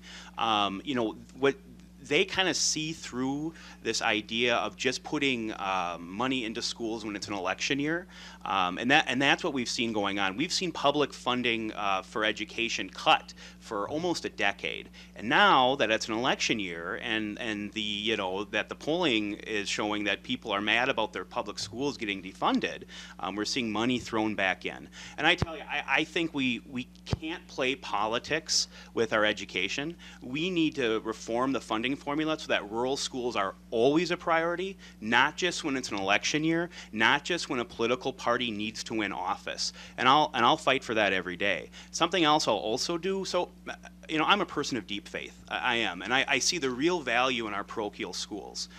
I don't think that sending public money to private schools is a good idea for Buffalo, Trempealeau, and Jackson counties. And I'm talking about the voucher program. We've seen hundreds of millions of dollars taken out of our public schools, which forces our districts to go to referendum because of the voucher program. I just don't think it's good for rural Wisconsin. So that's definitely something that I would do differently. Also, when we look at the funding formula, you know, we have a lot of working poor in Buffalo, Trempealeau, and Jackson County. When I say working poor, you know, they're not poor in spirit, but you know, they're poor in money, frankly. I think that definitely needs to be taken into account when we're looking at our funding formula, because there are other expenses that come to educating a student in districts where there's high poverty levels. The schools take on more of a role. So again, I think we need consistent funding. I'll use that word a lot tonight, consistent funding for our rural schools, because we haven't seen it. We've seen too much politics played with our rural schools here in Buffalo, Trempealeau, and Jackson counties. And when I get down to Madison, I'll fight every day so that our rural schools are always a priority. The next question will go first to Rob, and the question is the road question. So what would you plan to do to ensure that we have adequate quality infrastructure, which most people in today's world, I think, see as good roads, but we have bridges and other issues as well. So. Yeah, you bet. This is an issue close to my heart. I'm taking my car in on Thursday to get about $800 of work done, some tie rods fixed and some new tires. And of course, a big part of that's because I'm running a campaign, driving all over the place. But a big part of that is because our roads are so crappy in many areas, frankly. And that not only pushes money on an average person with their car, it pushes money on school districts that have to fix their buses and units of government that are using the roads as well. So, I am open to discussing the gas tax, and we've heard that talked about a lot, but it's got to be reasonable. It's got to be within the means that people can actually pay, frankly. I also, though, I will say that the discussion always becomes right away, let's find new revenues, and it's got to be part of the discussion. But what we don't hear people saying is, let's look at the whole system and see if it can be more equitable. And what I mean is, we send a ton of money to the larger cities in this state, places that always seem to get funding for their infrastructure. The Racine area, Madison, Milwaukee, places like that. And I think we have to look at all the money that's in the pot right now and how can we more equitably bring some of that back to western Wisconsin so that's actually fair. With the, whatever you think of the Foxconn project, I'm sure you've heard all about it, listening to ads on television and things like that. That project has already diverted over $100 million from the Department of Transportation down to the Racine area, which again is always getting funding for their projects. And us here in Buffalo, Trempealeau, and Jackson counties, we have to fight for every little bit we can get. If we can so easily find over $100 million to subsidize the infrastructure needed for a foreign company, why can't we step up to the plate and find a long-term sustainable funding solution for our roads here, because they're essential. Like I said earlier, I'm a small business owner. Our business has one small bridge at the foot of the valley. That bridge goes out, my business can't operate, Ferguson's Orchards can't operate. There's a number of farmers and about a dozen homeowners. So again, we need to start putting people before party, which is again my campaign motto, and look for long-term sustainable solutions. I'm open to having conversations. And I'll also add, in this last budget period, they delayed the budget for months, trying to discuss how they were going to fund transportation in some sort of long-term way. And they didn't. They passed the buck. They're borrowing more money, and they're not really finding a solution for it. So I guess what I'll say is we've had I don't think it's ever good for one party to have total power, but we've had one party power down in Madison for a long time now, and they haven't had the guts to find a long-term solution. So that's what I'm about, long-term solutions to our funding, and I'll fight for that when I get to Madison. Thank you. Treg, the same question, although first, what have you done, and then what would you propose doing in the future? Yeah, so transportation was something that I had right in the forefront of my mind when I went to Madison, when I first was put in the legislature. I was the mayor of a small town. I know what the shortcomings were in small communities. Talking with town chairmen and supervisors around me, we know their struggle, and it's no secret that we haven't had a lot of growth of improved value in our district and across Trempealeau County. And that's where the money needs to come from for these small communities to get more road funding for their budget. But there is transportation mechanisms out there with the gas tax, the user tax, licensing, and it was just touched on here. We need to have an open conversation, and we have. And the budget was delayed, absolutely. But I will say that the Assembly had a solution to fixing transportation, and I supported that. And you have to understand, I'm one of 132 legislators, and the Assembly Republican caucus had a solution, and we didn't have enough support to get that through the budget. And I'm willing to have any conversation. My door has been open. I've had many discussions with town chairmen, town supervisors, mayors, village presidents, boards, council members about transportation. But I have secured a lot of money, federal dollars, in my district.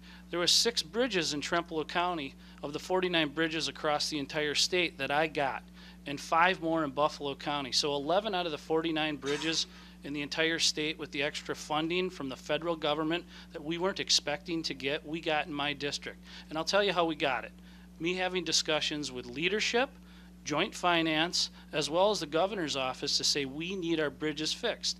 And we can go to the bridge in Buffalo County that collapsed. That's the same bridge my great-grandfather went to church or went to the mill to get goods in Wamandee. That was there for over 100 years.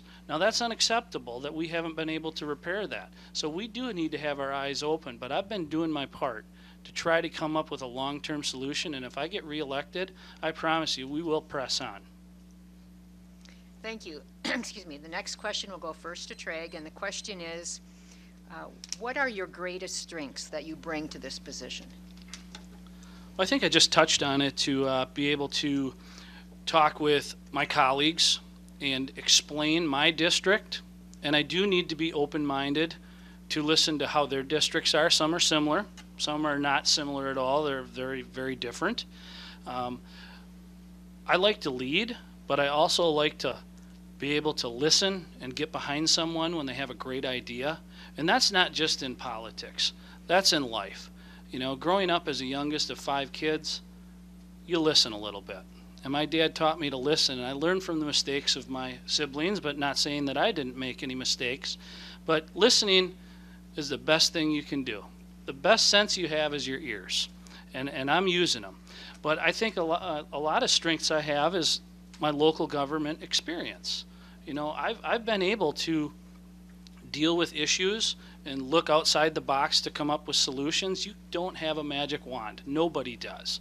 But you have to try your best to find the best solution and come up with the best decision you can at the time of the information you have. That's a strength. Another strength, I'm just a hard worker. I come from blue-collared roots, and I'm not afraid to beat the pavement. You know, I joke, I say I'd rather walk the streets of my district than the streets of Madison. I'd rather be out and about talking with the people. I'm sitting here because I worked hard to get elected in 2016. No one really gave me a chance, but I ended up winning, and I had a job to do. And one of the first things I thought about on election night is, how can I be the best representative of my district? And I think one thing is to be approachable. Whether it's at the fair, the coffee shop, the hardware store, I want people to come up and walk up to me and ask me a question. You know, if I'm out with my family, I'm going to take the time and talk with you, whether we're sitting down having a dinner or walking in the park. If you want to talk with me, I'm going to be approachable. And I think anybody that knows me personally, I think they can echo that as well. And I just want to be the best representative I can be and be as strong as I can be for my district, because the 92nd Assembly District, Buffalo, Trempealeau, and Jackson County, they need their fair share, and they need to be heard in Madison. Thank you. Same question, Rob. Yeah, so I think, you know, some of my biggest strengths are just my background, frankly. As I mentioned, born and raised right in the district here, and all the different things that I've done in my life. You know, I alluded to them in the opening, but opening up Winghaven Pizza Farm was such an eye-opening experience for me. You know, one issue that we saw, of course, was the broadband internet issue. You know, before it was not such a big deal, but once you have a business where you have a point of sale system, you know, we pay thousands of dollars more for our internet coverage up at the farm than other places because we have to use satellite internet. So that's an issue that I will fight for really hard when I'm down in Madison. But it's not theory to me. It's something that's affecting my life. You know, when I talk about the need for infrastructure funding, again, as someone that's grown up in the district and running a business now and whose business is on a very rural road, I see firsthand how that affects commerce. I see firsthand how that affects average folks' lives. You know, the issue of healthcare, which I'm sure we'll talk about coming up. You know, when I worked for the Sheriff's Department, I had wonderful health insurance, and the men and women working in the department deserve that. But when I left the Sheriff's Department to open the business, one of the most daunting things was finding affordable health insurance. And I tell you, if we could figure out a way to actually make insurance affordable for average folks, that would be a huge boon to economic development. My experience as a corrections officer, you know, a lot of people are talking about the opioid epidemic going on in Trempealeau County. Again, with all the other issues I talked about, that's not theory to me. I've seen it firsthand. I've wrestled with people on the floor of the jail upstairs that are high on methamphetamine. I've seen loved ones pass away from overdoses. Yeah, so these issues are authentic to me. They're not talking points sent up from Madison that I should be talking about because they're popular. They're things I've seen affect my life. They're things I've seen affect the people I love's lives. And that's why I'm running. We've for far too long we've had politicians that their one main objective when they get down to Madison is getting reelected. And I think what makes me incredibly unique to other candidates we see down in the legislature right now, I'm willing to buck my party when something's not good for Western Wisconsin. If the Democrats try to push something on me that's not good for this district, I'll vote against it. And with all due respect, Representative Pronshinsky, I think your record shows you quite often vote straightly with your party. And I don't think any party always has the best ideas. And when I get down to Madison again, I'll put people before party. And if it's not good for Western Wisconsin, I don't care if it's pushed on me by the party elders, I'll buck it. So again, my experiences and my willingness to be independent and my willingness to just fight for average folks and not be so concerned about just getting reelected, I think makes me a great representative. Thank you. The next question will go first to Rob. And the question is, what are you hearing about the most pressing concerns from residents in this district? And will those same concerns be your priorities when you get to Madison, or will you have different priorities? No, yeah. So a lot of the things I just talked about are the same things I'm hearing on the doors. And we have done thousands and thousands of doors since I announced back in January. And what I mentioned earlier, healthcare. Huge issue for people. We've got to find a way again so that your health insurance actually can be affordable. As I mentioned, it's a rural economic development issue as well as just an issue of decency. If you're working hard, if you're working full time, going to work every day and trying hard, there's no reason why you should have to go bankrupt if you get sick. And that's what I'm hearing from average folks. Again, these aren't people just sitting around wanting to collect some sort of subsidy or get some free health insurance. These are people that are working hard every day and are still paying thousands of dollars a month for their family to have insurance, and they can't afford that. So I'm hearing that at the doors, and I'll fight for that every day when I get down to Madison. The drug epidemic is another huge issue that I'm hearing about, and again, as I mentioned earlier, it's real to me, and I'll definitely make that a priority when I get down to Madison. We've got to be more proactive than we are right now. Education as well. People cherish their public schools here in Western Wisconsin and rural Wisconsin. As I mentioned earlier, a lot of us, that's how we identify who we are. We went to GET, we went to Blair Taylor, we went here or there. And so I'm hearing about education when I'm out at those doors as well. So those will all be my priorities when I get down to Madison. And I think that's what's so important. Your priorities should be the priorities of the people in your district. Not again, priorities pushed on you by your leadership or the special interests. So when I get down to Madison, definitely those things that I'm hearing at the doors will be what I take down with me. And again, my experience is just having been born and raised here, lived my life here, worked here, starting a business here. Those will come with me to Madison. Thank you. Treg, same question? Could you repeat the question for me? Sure. What are you hearing from people in the district as to what their concerns are? And will you treat those as priorities, or do you have other priorities as you get down to Madison? Yeah, well, I've been hearing a lot of things, going to doors, going to different events. My job is to listen to the people and represent the people, and I think I've done a great job of that the last 2 years. But, I could go on for hours about what the people are talking about, and I'll just hit a couple of points. I think number one is work together. People are very disgusted at the federal level, what they see on TV, and some of the fighting within or fighting from party to party. And, I love to throw this out there, a quote by Theodore Roosevelt: the best thing you can do is the right thing, the second best thing is the wrong thing, but the worst thing you can do is nothing. And I stand behind that. I want to do things when I'm in Madison, but my job is to do the things that the people want in my district. And, working together is very important. We need to work together. Of my bills I passed, all but one out of the 8 I had bipartisan support. And I believe 3 of them were unanimous. And that's important. A unanimous bill in the Wisconsin State Assembly and Senate is something to be said. That is very important. That's just helping people with common sense initiatives. You know, the drugs are a big issue. We're concerned. I got a 13-year-old daughter. I'm concerned every day I see her walk to school, or if she's lucky enough, not in her mind that I drop her off at the age of 13, but I worry about the influences at school and around her peers. She could get caught up in that trap, and that would be very upsetting. My job as a parent is that she's successful. That is my job as a parent, and my wife and I take that very seriously, that she's going to be successful, but drugs are an issue. I hear about youth success. We want our youth to go to work. We want our youth to be skilled. And we talk about technical training jobs. They are very important. You can have one heck of a career in the technical skill jobs out there. Hey, this district's blue collar. It's how it was built. Agriculture, we do have some manufacturing, but all in all, we're blue collar, and that's the guy I am. I've always been there, and I think we need to get stronger in those trades.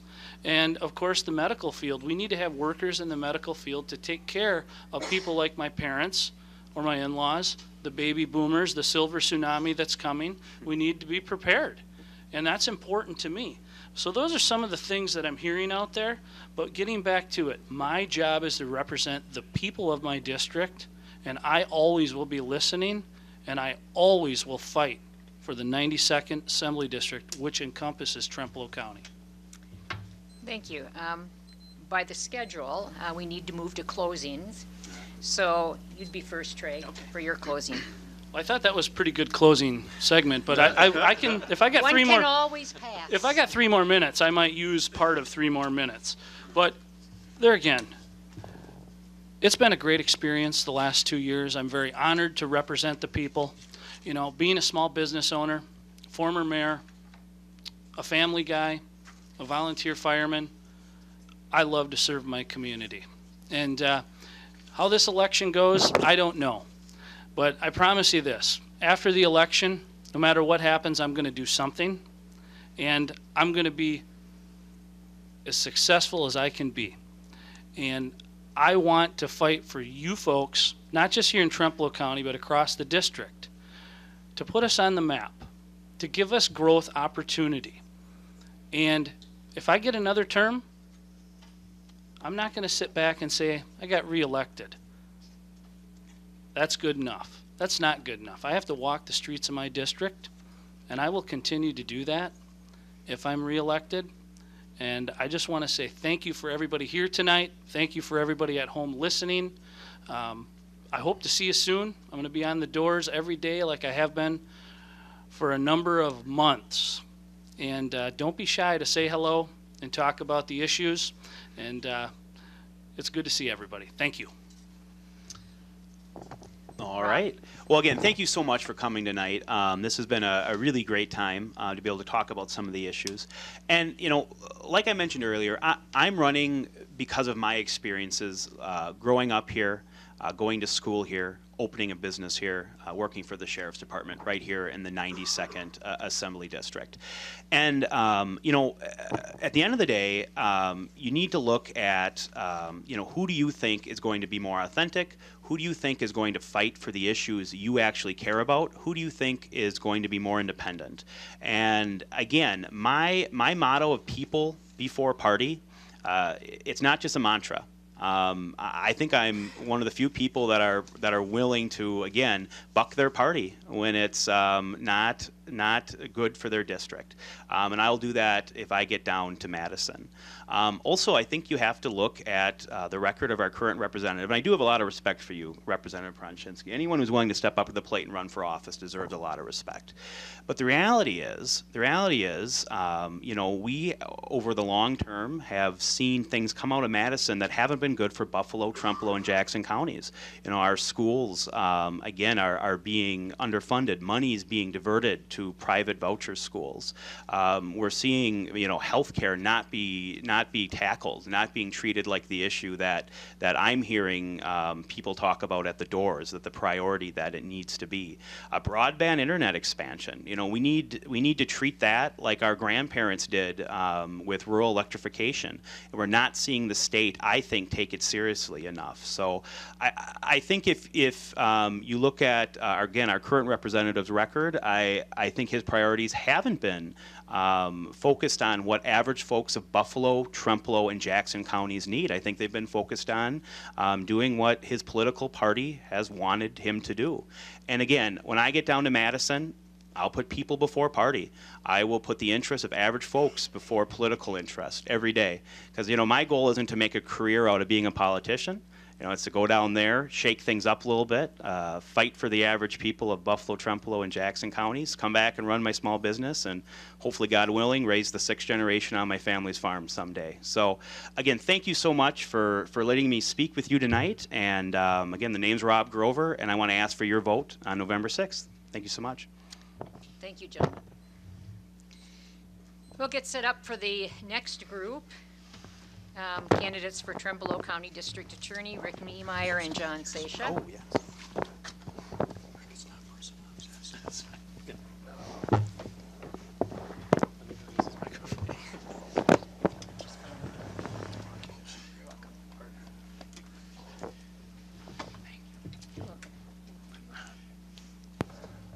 And just so everyone's aware, it's not personal. I'm not sitting beside Rick. I was asked to use this microphone because apparently there were some technical difficulties with the others.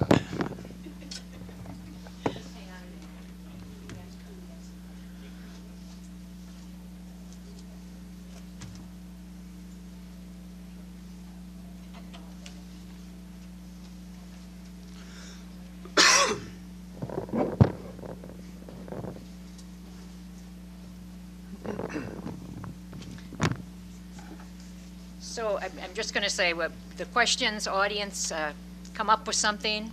If you have an interest in an issue that you want these candidates to address, we were all lined up really for the state and federal race. And so now we need you to be thinking about the DA race and the race for sheriff, so we get some good questions. So I have a few. But we'll start with opening statements, and we'll start first with Rick. I don't know if this was the microphone that had the technical difficulties, because this one wouldn't stay up. So, if you can't hear me, just let me know. As many of you know, my name is Rick Niemeyer, and I'm candidate for district attorney here in Trempealeau County. I grew up on a dairy farm in Berry Mills, Wisconsin. If you're not familiar with where that is, it's down by the West Salem, La Crosse area, so not too far down the road. Went to school at Onalaska Luther, graduated college from University of Wisconsin River Falls, and went to law school at Hamlin and St. Paul. Shortly after graduating from law school, moved back to the area to raise my family. My oldest daughter and her husband and their 2 children live out in Spokane, Washington. My son-in-law is in the Air Force, although he's currently deployed in Afghanistan, and that's where they live at the moment. My second oldest daughter, she is married and lives in La Crosse, and then I have a 15-year-old that lives at home, and he is a sophomore in the West Salem School District. Also, shortly after moving back after law school, I went into private practice in the Sparta, Wisconsin area, which is Monroe County, and worked in private practice there. I've been practicing law for just over 17 years, and a lot of that has been in the private practice.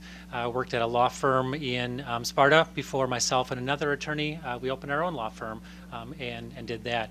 While I was in private practice, working in a rural area, I learned lots of areas of law, but one constant, and for about 15 years during my private practice, one main area of law that I practiced was criminal law.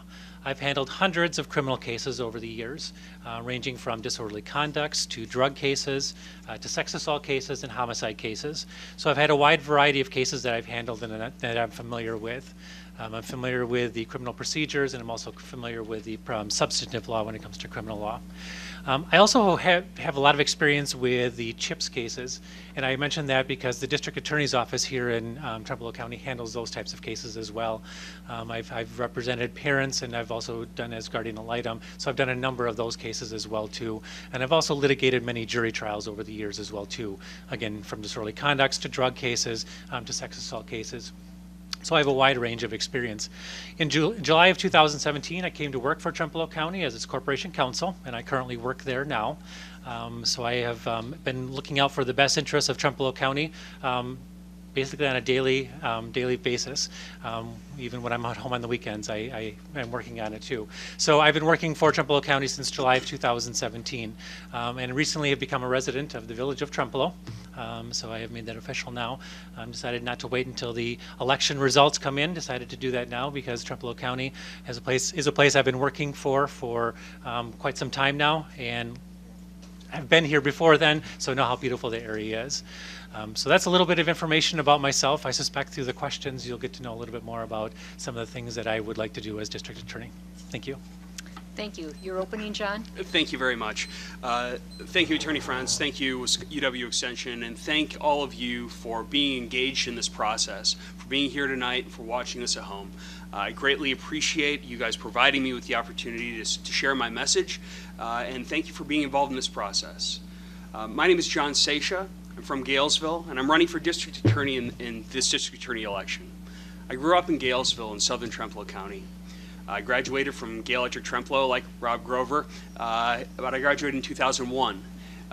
From there, I did my undergraduate work at the University of Wisconsin in Madison, and after that, I lived and worked overseas for several years. I came back to Galesville and back to Trempealeau County because I knew that I wanted to build my family life and my professional life here in this community. This is the community that raised me. For several years now, I've been working as the assistant district attorney here in Whitehall. In my capacity as assistant district attorney, I was handling 70% of the felony caseload, 70% of misdemeanor cases, and 100% of the juvenile-related matters. So that includes delinquencies and children in need of protection and services matters. I tell you this to let you know that I have the experience necessary to do this job, and I have the commitment to this community and the people of Trempealeau County in order to do it well. My wife and I are homeowners in Galesville. My wife is a teacher at GET schools. My parents lived just up the street from me in Galesville. My dad was a Wisconsin State Trooper for over 30 years. Most of that was spent here in Trempealeau County. So we have a deep, lasting connection with this community, and I was raised in a law enforcement household. I learned from my dad the value of a career devoted to public service and a career devoted to public safety. I take seriously the work that I've done as an assistant district attorney, and I will do the same as district attorney at Trempealeau County. If there's one thing we've learned from watching matters related to the district attorney's office over the last year, is that we need someone who's accountable to the voters of Trempealeau County. I have the experience necessary to do this job. Moreover, I have the connection into this community and to the voters of Trempealeau County in order to be accountable to you, the voters, the citizens of Trempealeau County. I've been proud to serve as your assistant district attorney, and I'll be proud to serve as your district attorney come November. For these reasons, I'm asking for your support on November 6th. Thank you very much. Thank you. And the first question will go first to John. And the question is, what is your prosecutorial philosophy? My prosecutorial philosophy is comprised of three principles. Know your defendant, know your victim, and know your community. I've worked to do this as assistant district attorney for the last several years. What do I mean when I say know your defendant? I mean understand what put this person before you as a defendant. Take the time to understand his or her case, take the time to understand his or her background, and take the time to understand his or her risk level to the community. Know your victim. This is a critically important part of this job, and it's something that I'm absolutely committed to restoring as district attorney of Trempealeau County. That means taking time to meet with victims immediately after a case has come into to the district attorney's office, and continue to meet with them over the course of their case. Ensure that they're kept informed, and ensure that they're comfortable with what you're doing as a prosecutor, and that they're aware of what's happening in the system at every step. Finally, know your community. Take the time to listen to members of your community such that you can be an effective arbiter of their values as district attorney. It's the district attorney's job to enforce the statutes of the state of Wisconsin, but do so in accordance with community values. The only way that that can be done is by listening to the people who reside in this county. I grew up here. I have a strong connection to this place. And as district attorney, I'm committed to spending time in each community from the north to the south, listening to community voices. And I'll do that as your district attorney. So these three things guide my prosecutorial philosophy: knowing your defendant, listening to your victims, and listening to your community. Thank you. Same question, Rick? Thank you. As I've been campaigning, I've been talking with a lot of people, and clearly the number one issue that people are concerned about are drugs. And how are we going to deal with the drug issue? One thing I will say, I think Trigg said this earlier, nobody has a magic wand to make everything better. And I agree with that. There isn't one thing that I'm going to be able to do all by myself that's going to solve the drug problem. But what I will do as district attorney is work with the other agencies, the other community members, whoever's willing to partner up and work together to try and work on the drug problem. That is clearly one of the big issues out there. Drug dealers, obviously we need to treat them harshly. They're typically in it primarily for the monetary gain, financial gain. Users, recovery court, I'm a very strong supporter of recovery court. I think it does wonderful things, and I do believe that it does work. That is a tool that we can use to help those who are using drugs. That's not the only thing that we have, though. There are still consequences for breaking the law, and they do have to understand that as well, too. But using that tool, recovery court, is a great way to confront that. Education to our young people. I know that's already going on, but we need to make sure we continue doing that, doing every effort we can to educate young people regarding the dangers of drugs and why it's such a horrible thing. So that's the biggest concern that I've heard. The other is, addressing domestic violence. It's not just a Trempealeau County issue. That's a statewide and national issue. A few years ago, we had a domestic violence court, which we don't have any longer. And I would want to work to bring that back. I think it's important to hold people who are involved in domestic violence accountable. I think it's also important to give those who are victims of domestic violence another opportunity to have a voice, to have input in regards to how things are going to be working, especially when it comes to the offenders. So I think that that's another area that certainly can be addressed. Mental health, I think, is another area. Now, I'm not going to tell you that the criminal justice system is the best area to deal with mental health issues. However, if we can find resources that we can use to assist us in helping people who have mental health issues while going through the system, I'm willing to take a look at it and see if there are things that can benefit Trempealeau County. I believe that mental health also is an issue that is sorely underfunded, and there needs to be more attention paid to it as well. But bottom line is there needs to be communication. It's not a one-person issue. It's a communication between municipalities. It's communication between entities that are out there fighting for it, advocates. We need to all work together because this is something that we're going to have to solve together. It's not just a one-person issue. Thank you. Thank you. And the next question will go first to Rick. And the question is, please detail your experience arguing cases at trial before a judge and before a jury. Certainly. I kind of alluded to it a little bit in my opening statement. Over my years particularly in the private sector, I've done about a dozen criminal jury trials. And again, they range anywhere from disorderly conducts to drug cases, battery cases, and sex assault cases. I have a very specific philosophy when it comes to how I handle jury trials. You have to make sure, obviously, your witnesses are prepared, but you also have to be able to read people, the situations, and even your jury to know how they're reacting to certain situations that are being dealt with during the trial. If there is a particular witness or particular information that may be more interesting, and again, reading the people, that's the important thing. Knowing when you are given rules by the judge that you have to abide by those rules. We have rules of evidence.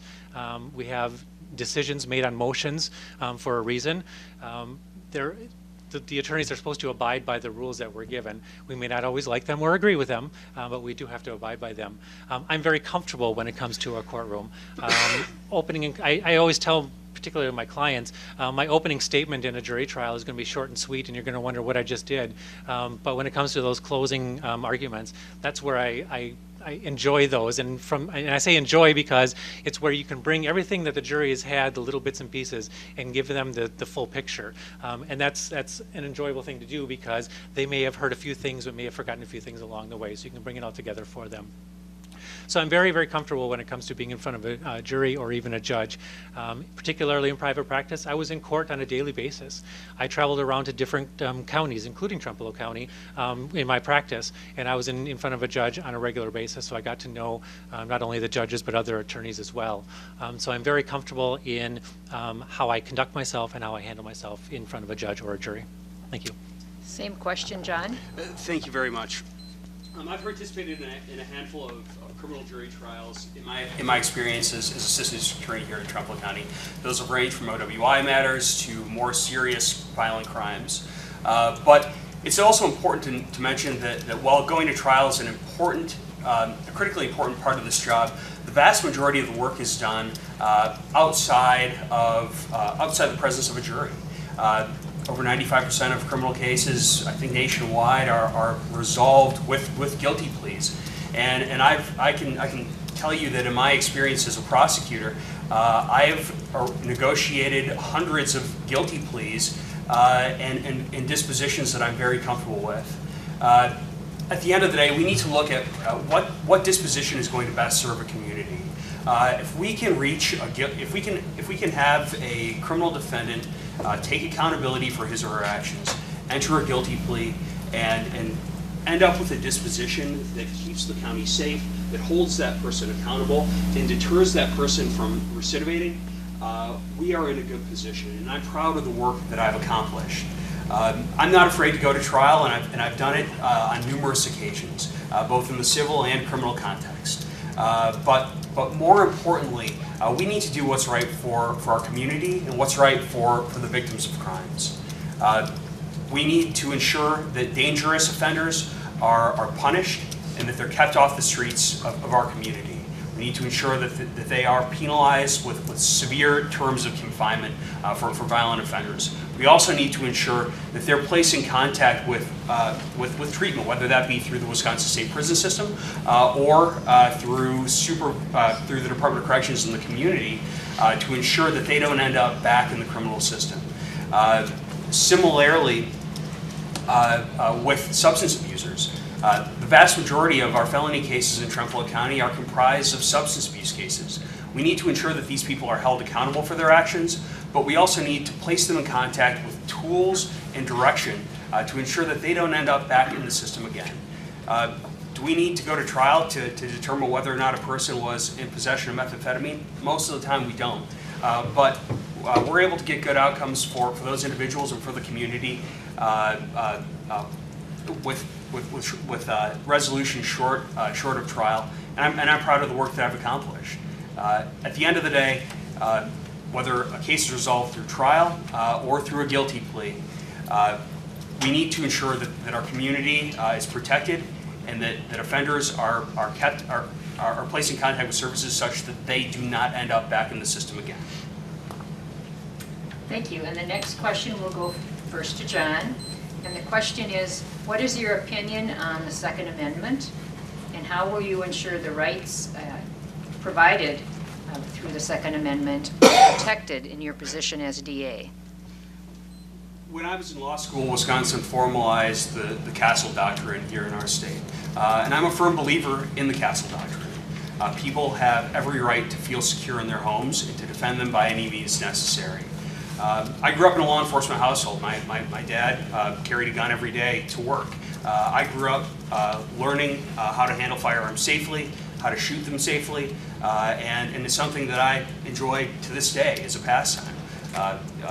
Much to my wife's chagrin sometimes, I do own firearms, and I do shoot them on a regular basis. The Second Amendment is critically important amendment for this nation for a variety of reasons, and I'm proud to say that I, in my personal life, work to uphold it, and I value that as a prosecutor in terms of people's right to carry concealed firearms if they're properly licensed, and to defend themselves appropriately, whether they're outside the home or within their home. So the Second Amendment is important to me. Castle doctrine is important, but I can tell you this. When an offender commits a crime with a firearm, the tables turn. People who commit crimes with firearms need to be punished severely. People who commit felonies lose their privilege to own firearms. And so if you are a felon in possession of a firearm in Trempealeau County and you're caught, you will be held accountable and you will be penalized harshly. Similarly, if you offend against another person using a firearm, you will be penalized and you'll be penalized harshly. So that's where my support for firearm ownership stops. But I'm proud to say that I am a firm believer in the Second Amendment, and I'm proud to have been brought up in the way that I have, owning and shooting firearms recreationally. Thank you. Rick, the same question? Thank you. I would actually agree. I completely agree that the right to carry and possess a firearm is a very, very important right. I own firearms. I'm a hunter. I actually look forward to going deer hunting every year. That's a fun time of year where we get together with family and friends, and we celebrate deer hunting season. And so that is carrying a firearm or hunting alone is a great thing. And I've enjoyed the fact that I've been able to carry that on with my son. He might not be the avid hunter that I am, unfortunately, but he does enjoy going out squirrel hunting and rabbit hunting on occasion with me. So I am a very strong supporter of being able to carry and possess a firearm, and in doing it obviously in a safe manner. I've taken the hunter safety course, even though my age back then it wasn't necessarily required. I have taken that. My son has taken it. So obviously you have to make sure you handle them appropriately. But yes, it's a great right to have. And I do agree that anybody who does commit a crime, whether it be a firearm or any other weapon for that matter, they do need to be dealt with harshly, because that is not a level playing field when it comes to any type of a situation when you're up against somebody who doesn't have one.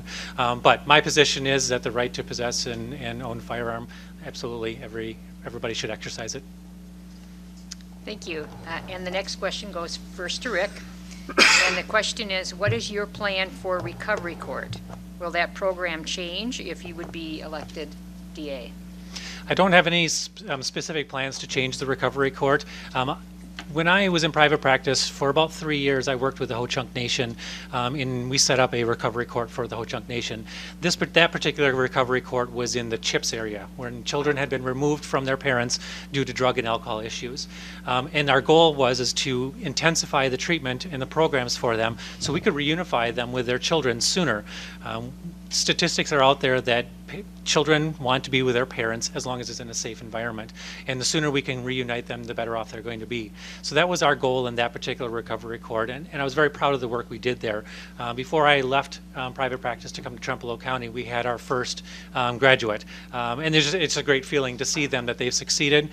They bring their child with them to the graduation ceremony, and it just is an awesome feeling, because you've invested a lot of time with those individuals over the time that they've gone through the program. So I don't have any specific plans to change drastically anything that has to do with the recovery court. I certainly will take a look at it. If there are conversations to be had with those who are involved in the recovery court and talk about discussions about ways that we might be able to improve something, I'm certainly open to having those discussions. I am, as I said earlier, a strong supporter of recovery courts. I believe that the research out there supports that they do work, they are beneficial, and I have seen firsthand that they help. I don't know that in Trempealeau County we have the resources to do a treatment court or recovery court for the CHIPS area, but it certainly was something that I think works great. And again, to getting those children reunified with their parents would be ideal. But in any event, so I don't have any specific plans to do any changes there, but certainly take a look at it and see if there are ways that we can do things better. Thank you. Same question, John? Thank you very much. I'm proud to say that I've been the Trempealeau County District Attorney's Office representative on our recovery court since I've been in that job. Some of the work that I'm proudest of took place within the recovery court context, and I'm a firm believer that is a program that holds people accountable for their offenses, but also does work above and beyond to ensure that those people are those participants in the program don't end up back in the system, and that they can go on to lead productive, stable, happy, healthy lives. I'm extremely proud of the work that I've done with Recovery Court, and as District Attorney, I will do everything in my power to ensure that funding to that program continues and is in fact increased, such that it can be expanded to accommodate more folks. At the end of the day, most people with substance abuse issues that come into the criminal justice system in Trempealeau County are residents of our county. They are, in many cases, our neighbors, our friends, sometimes our relatives or loved ones. But like it or not, these people, at the end of whatever sentence they receive in the criminal justice system, will end up back in our communities. And I think that at this point, the Recovery Court model is the best hope for these people to lead clean, sober, and healthy lives. So I think that we need to do all that we can, both as a prosecutor in my case, but as members of our community, to ensure that this program is well funded and well supported. I again will advocate zealously to ensure that more people have access to this program, because I believe in its mission, and I've seen people's successes firsthand as a member of that team. I'm going to ask one more question before we go to closings, and I think it has a pretty quick answer, but so you don't feel like you have to take the full 3 minutes. But the question is, how does your office and how would you deal with illegal aliens in Trempealeau County? I'm sorry, the question would go first to John. Thank you very much. Sorry. I apologize. So sorry about that. It's a broad question, and I can say that there's not a Wisconsin state statute that criminalizes immigration issues, such that the prosecutor in Trempealeau County is not responsible to enforce federal laws related to immigration. I can tell you, however, that people who are in this country, whether legally or illegally, who commit crimes will be dealt with, and dealt with seriously. If you're in this country without documentation and you choose to break the law, you know full well that the consequence will not only be a penalty from the criminal justice system, but also very likely deportation. And I'm comfortable with that.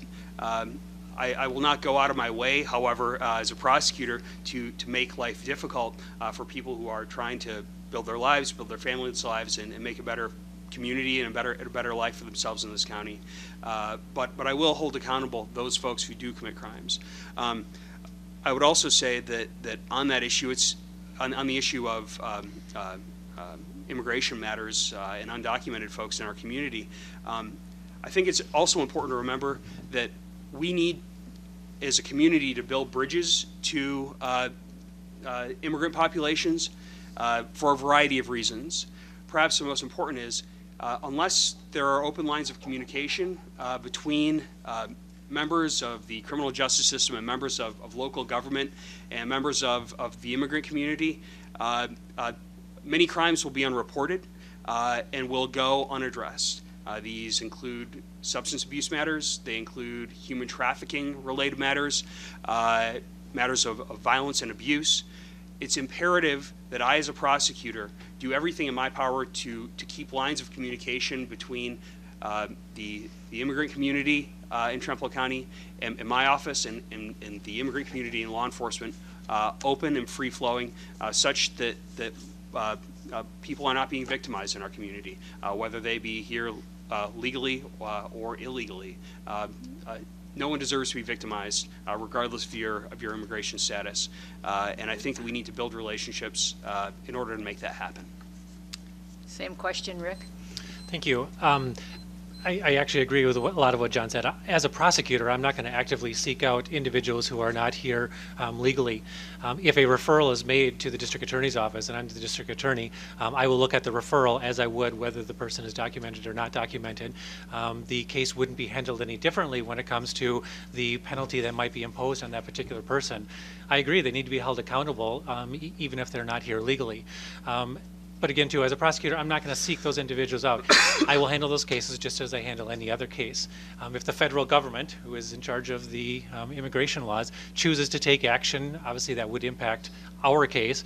But again, too, that's something that they would do, and that would be a separate matter.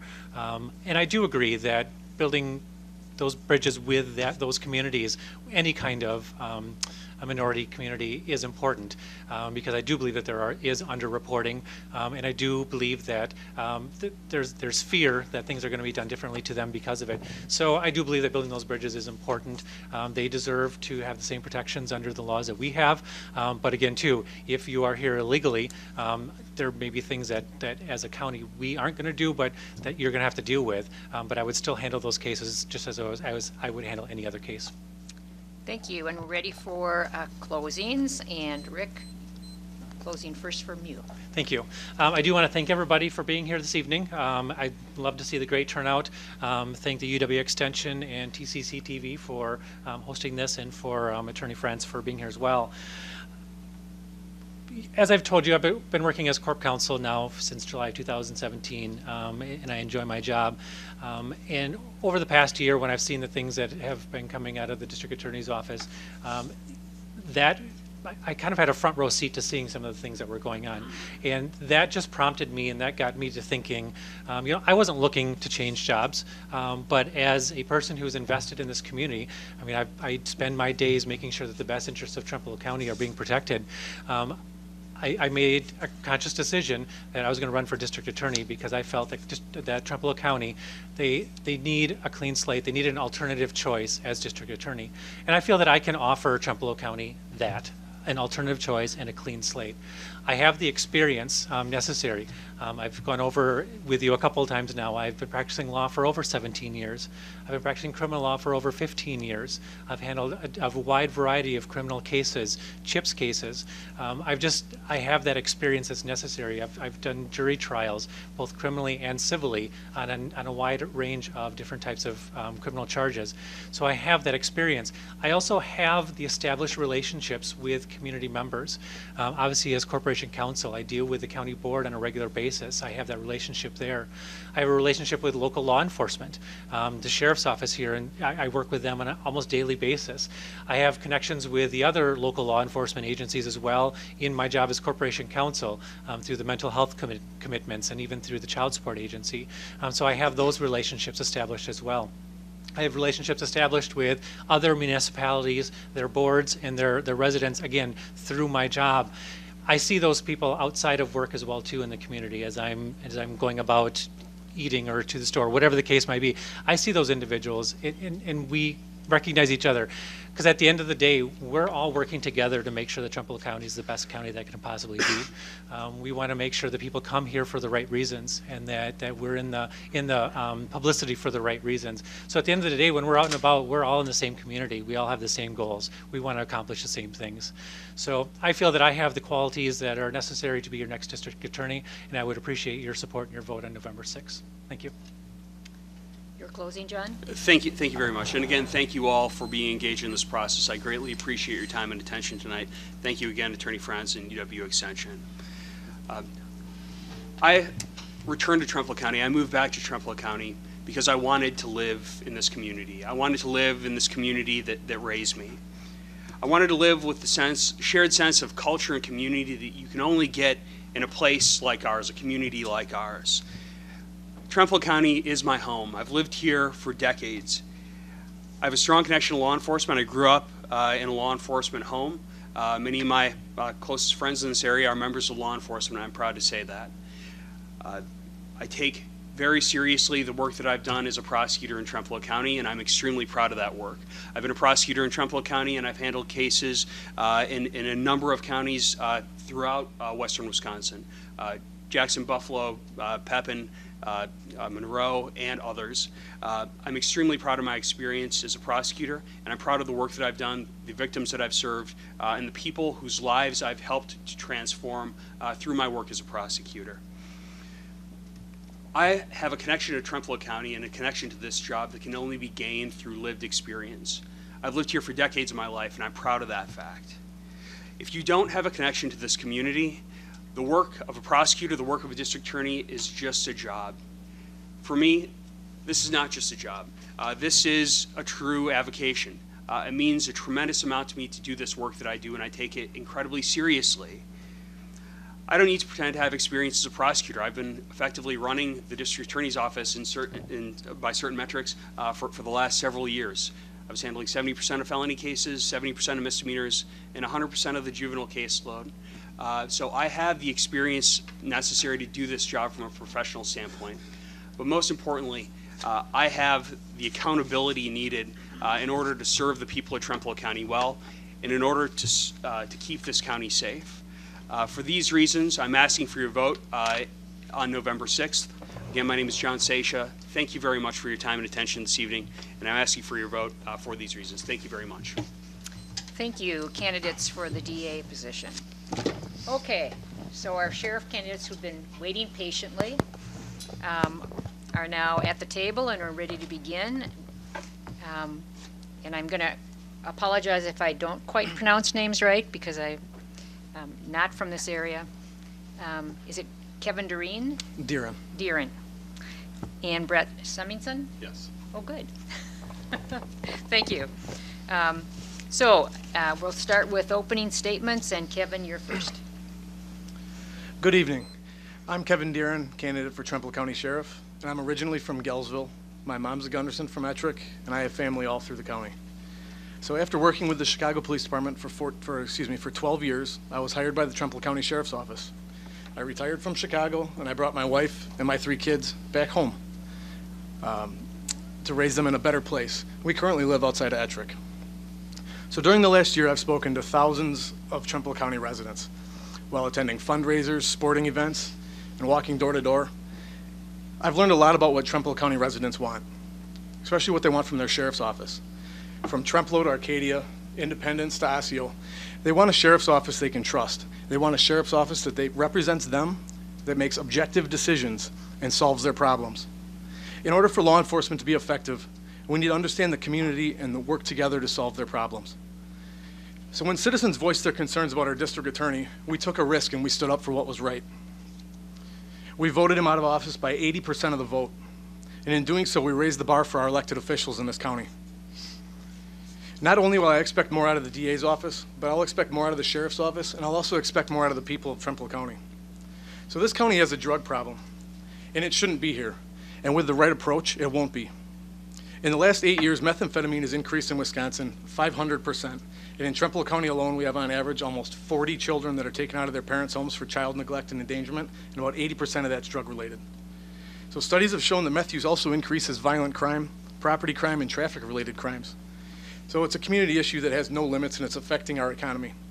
Just talk to the numerous business owners that can't maintain a full staff of employees because of failed drug tests. So there are places in this county that have been there are places in this country that have been dealing with this issue for many years. So there's no reason that we have to learn as we go and try to play catch up. Let's get ahead of this problem and send the city problems back to the city where they came from. So drug dealers are going to go where there's least resistance, and no longer will Trempealeau County be viewed as a place where they can get away with it, but rather as a place they aren't welcome. So with my background and experience and education, together we will solve this problem. So finally, as sheriff, I'll make objective decisions with the community's best interest in mind. I will respect the opinions of dissenting voices and ensure that your constitutional rights will be protected. I ensure that your right to free speech and your right to bear arms will be protected, and a country is based on laws. And without those laws, we don't have a country. I brought my children back home, where I'm from, where my family still resides, and to raise them in a place that has good American values. Your concerns will be taken seriously, and it's time for change.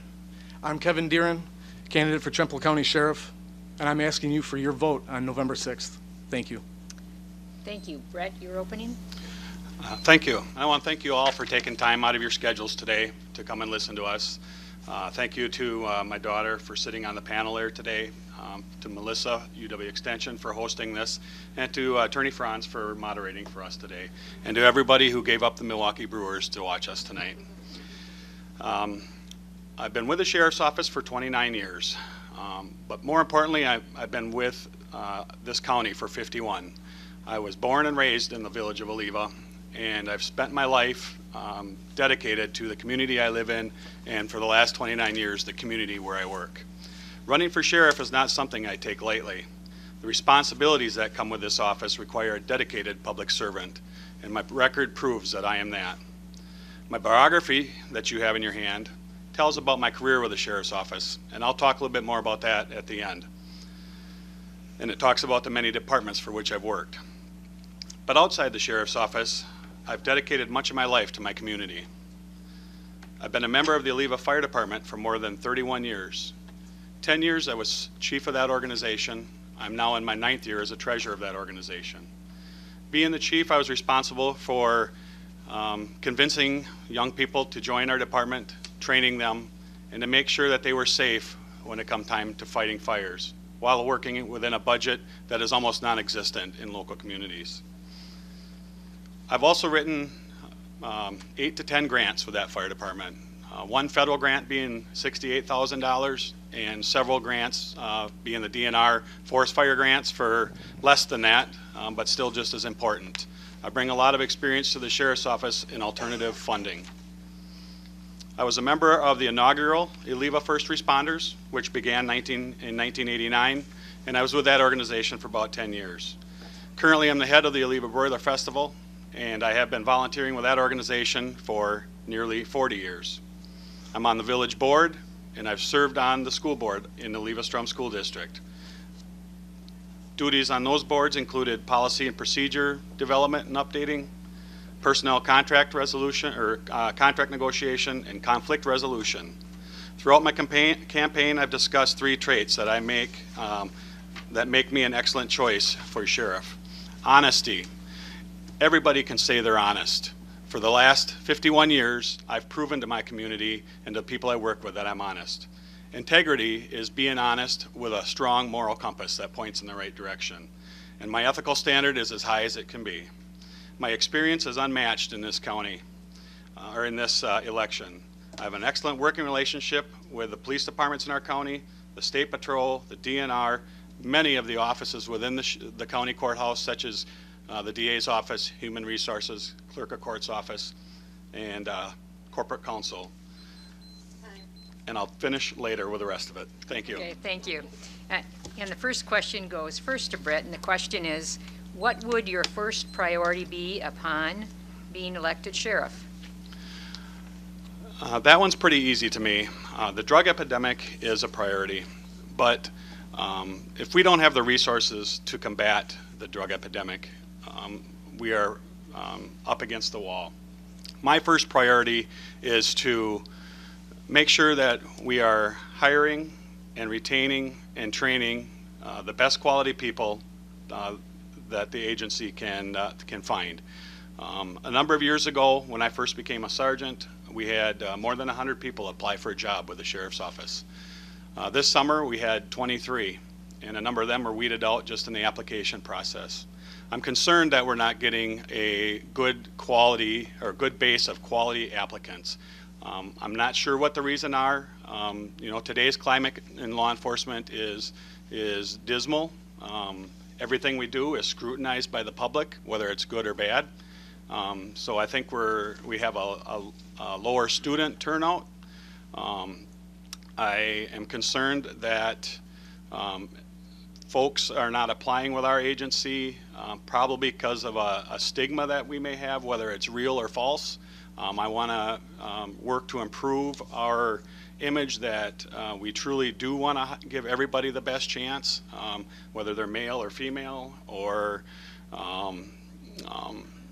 black or white, that anybody who has an interest in being a law enforcement officer in this county and can show that they can do that at a high level and they're doing it for all the right reasons, I want to make sure they're applying to work with our Sheriff's Office. And then I want to make sure they're trained to do the job.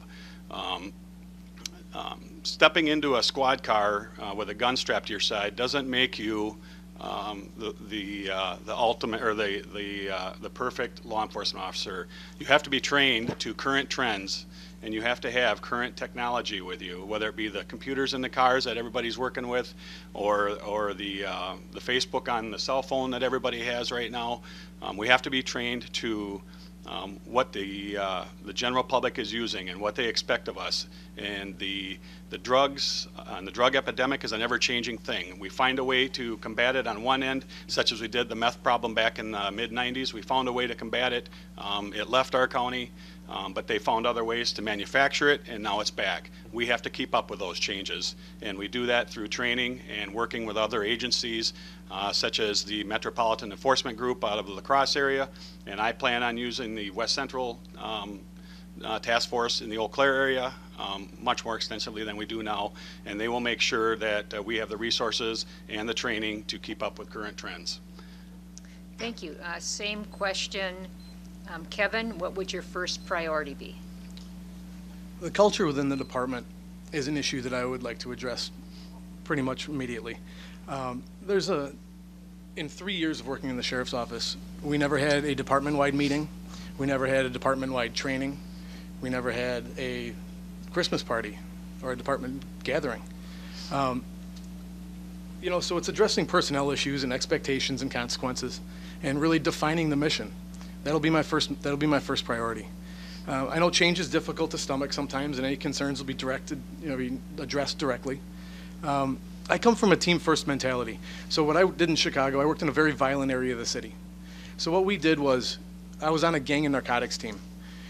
We used drug enforcement as an avenue to get into the violent crimes, the robberies, the burglaries. We did it with a team-first mentality and an understanding that we're working for each other. We're not working with each other or against each other or just on our own. And I think that's a big difference when we're combating the drug problem up here.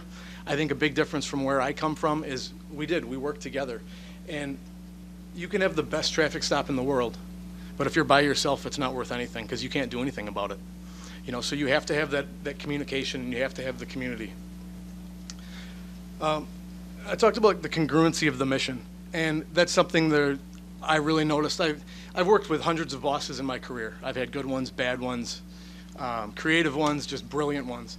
And one of the things really is having an understanding that the leadership underneath you understands your goals, and then the people underneath them understand their goals. So really addressing the supervision and the accountability of supervisors for their subordinates' actions and the activity of those deputies. So another way to address that situation would be through having individualized meetings with the deputies to understand what they thought, the redundancies and the inefficiencies that they see, and really getting their impression of what we can fix. One thing I noticed was there's a huge issue with communication between shifts.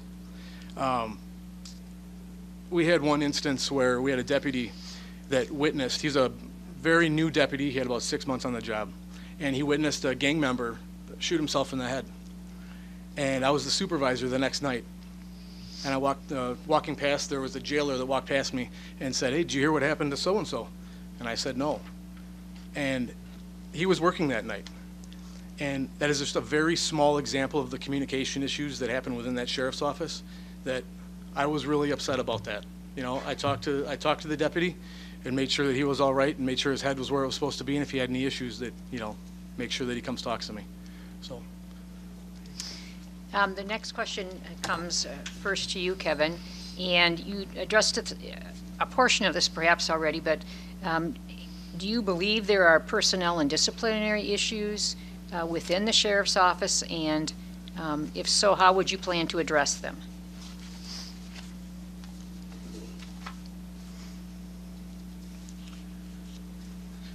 So employee discipline is something that needs to be conducted in a fair and unbiased manner.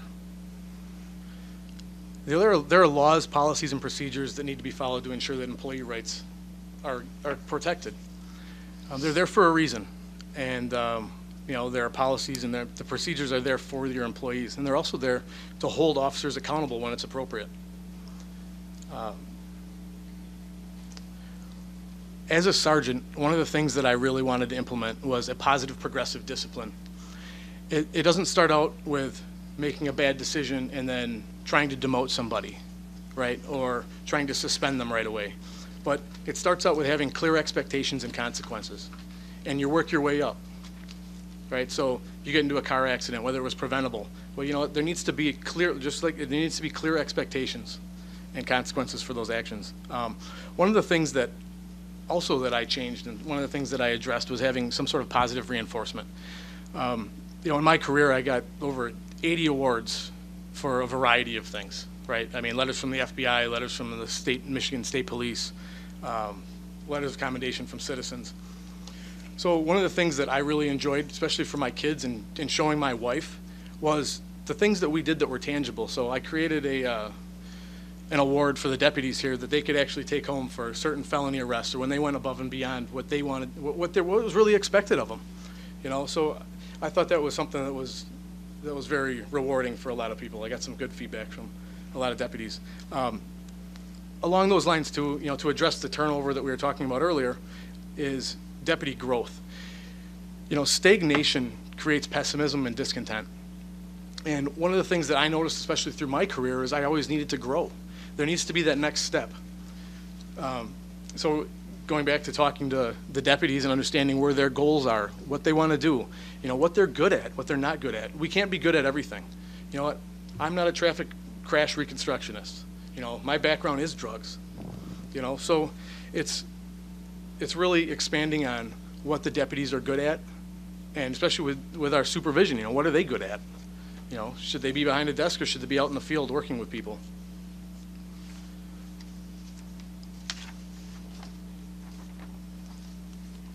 You know, we can understand a lot of the situation, a lot of what we need through performance evaluations and personal interviews, and also work production analysis. You know, it's really very important to understand who we're dealing with and what we can get out of them. So that would be how I would address personnel issues. Thank you. Same question, Brett. Have you identified some disciplinary or personnel issues in the office, and if so, how would you deal with them?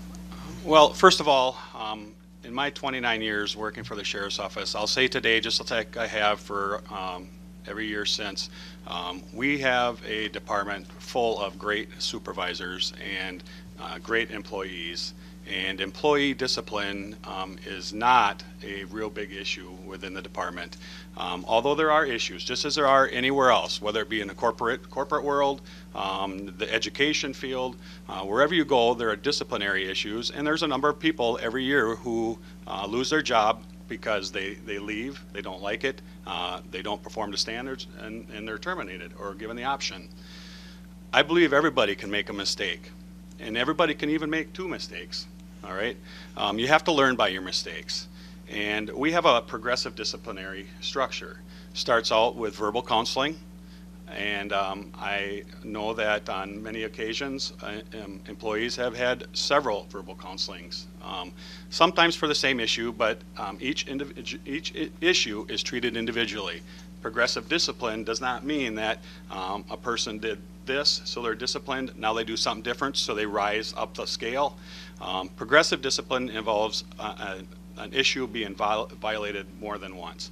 And from progressive discipline, or from verbal discipline or verbal counseling, we move into the warning, a written warning. And we have this firmly in place. And we have issued written warnings to employees, and they have turned around. We have issued verbal reprimands, and they have turned around. A lot of them have thanked us for pointing out that they were doing something wrong that maybe they didn't know they were doing wrong. When it gets to more serious issues, we have policy and procedure in place. Employees are taught how to log on to a web-based policy and procedure manual, where from their squad car, from their cell phone, from their office, they can have access to policy and procedure. There's really no reason that an employee can't go look to find out how the department wants them to perform a certain job. And they have to sign, or they have to read and sign off that they have received this policy book and that they know how to log on to it. When it comes to illegal activities that are performed by employees, we really have a zero tolerance policy. We are expected to conduct ourselves according to the law 24/7, 7 days a week, 365 days a year, not just when we're on duty. So we're scrutinized both at home and at work. And if we do anything illegal that we're expected to enforce ourselves, it's taken very seriously, and it's moved right up to the top of the disciplinary procedure, and we will deal with employees appropriately in that case. But we always give employees second, third, and fourth chances. So. Thank you. The next question is going to go first to you. Sorry, don't mean to point to Brett. And the question is, what is one of the most impactful experiences during your time as a police officer that changed your perspective personally and professionally? Becoming a supervisor. And the reason I say that is working on the road level, or as a correction officer, or as a dispatcher, as I moved up through the ranks, I always held myself to a high standard. And I really, not to brag, I really used needed minimal supervision. But when I became a supervisor, I realized there are many different types of employees at all levels of intellect and ability. And I started to realize that not only our employees, but officers from agencies all over the county were starting to lean on me and go to me when they had questions and wanted to know how to do things, or how would I do things in certain situations. And that's when it dawned on me how important I can be in law enforcement. Not how I can take the bad guys off the street, or how I can write all the speeding tickets or the drunk drivings, but how I can help other officers do those functions. And when I became a supervisor and I started receiving all those phone calls, and I was able to help those officers, that was an eye-opener to me. And I can honestly say that that's probably the single most life-changing moment in my career. Thank you. Same question, Kevin? Can you repeat the question for me, please? Sure. What is one of the most impactful experiences during your time as a police officer that changed your perspective personally and professionally? So like I said earlier, where I worked in the city of Chicago was on the west side. It was a very violent area of the city. We were involved in, I can't tell you how many police pursuits that I've been involved in. And when you're young, you take risks and you don't care. Until there was Dave Harris was his name. He was in my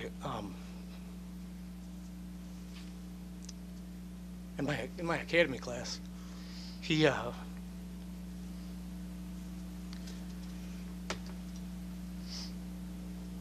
There was a police pursuit coming from a southern suburb of Chicago, actually. And basically there was a police pursuit that was going through the city. He just got off work and he was struck by the vehicle that was fleeing. And it really put my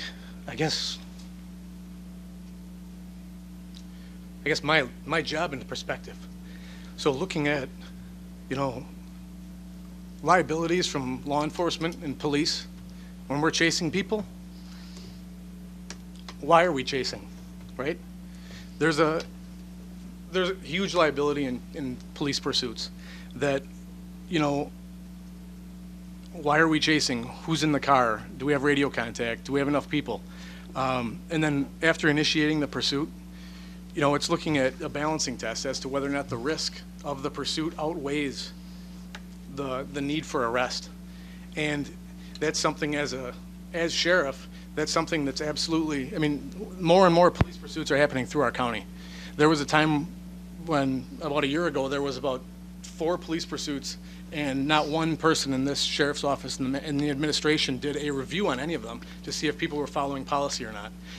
So it's understanding the liability that comes along with situations like that, where as a supervisor we make difficult decisions, and the liability behind everything We need to understand that. You have to understand policy and you have to understand the law.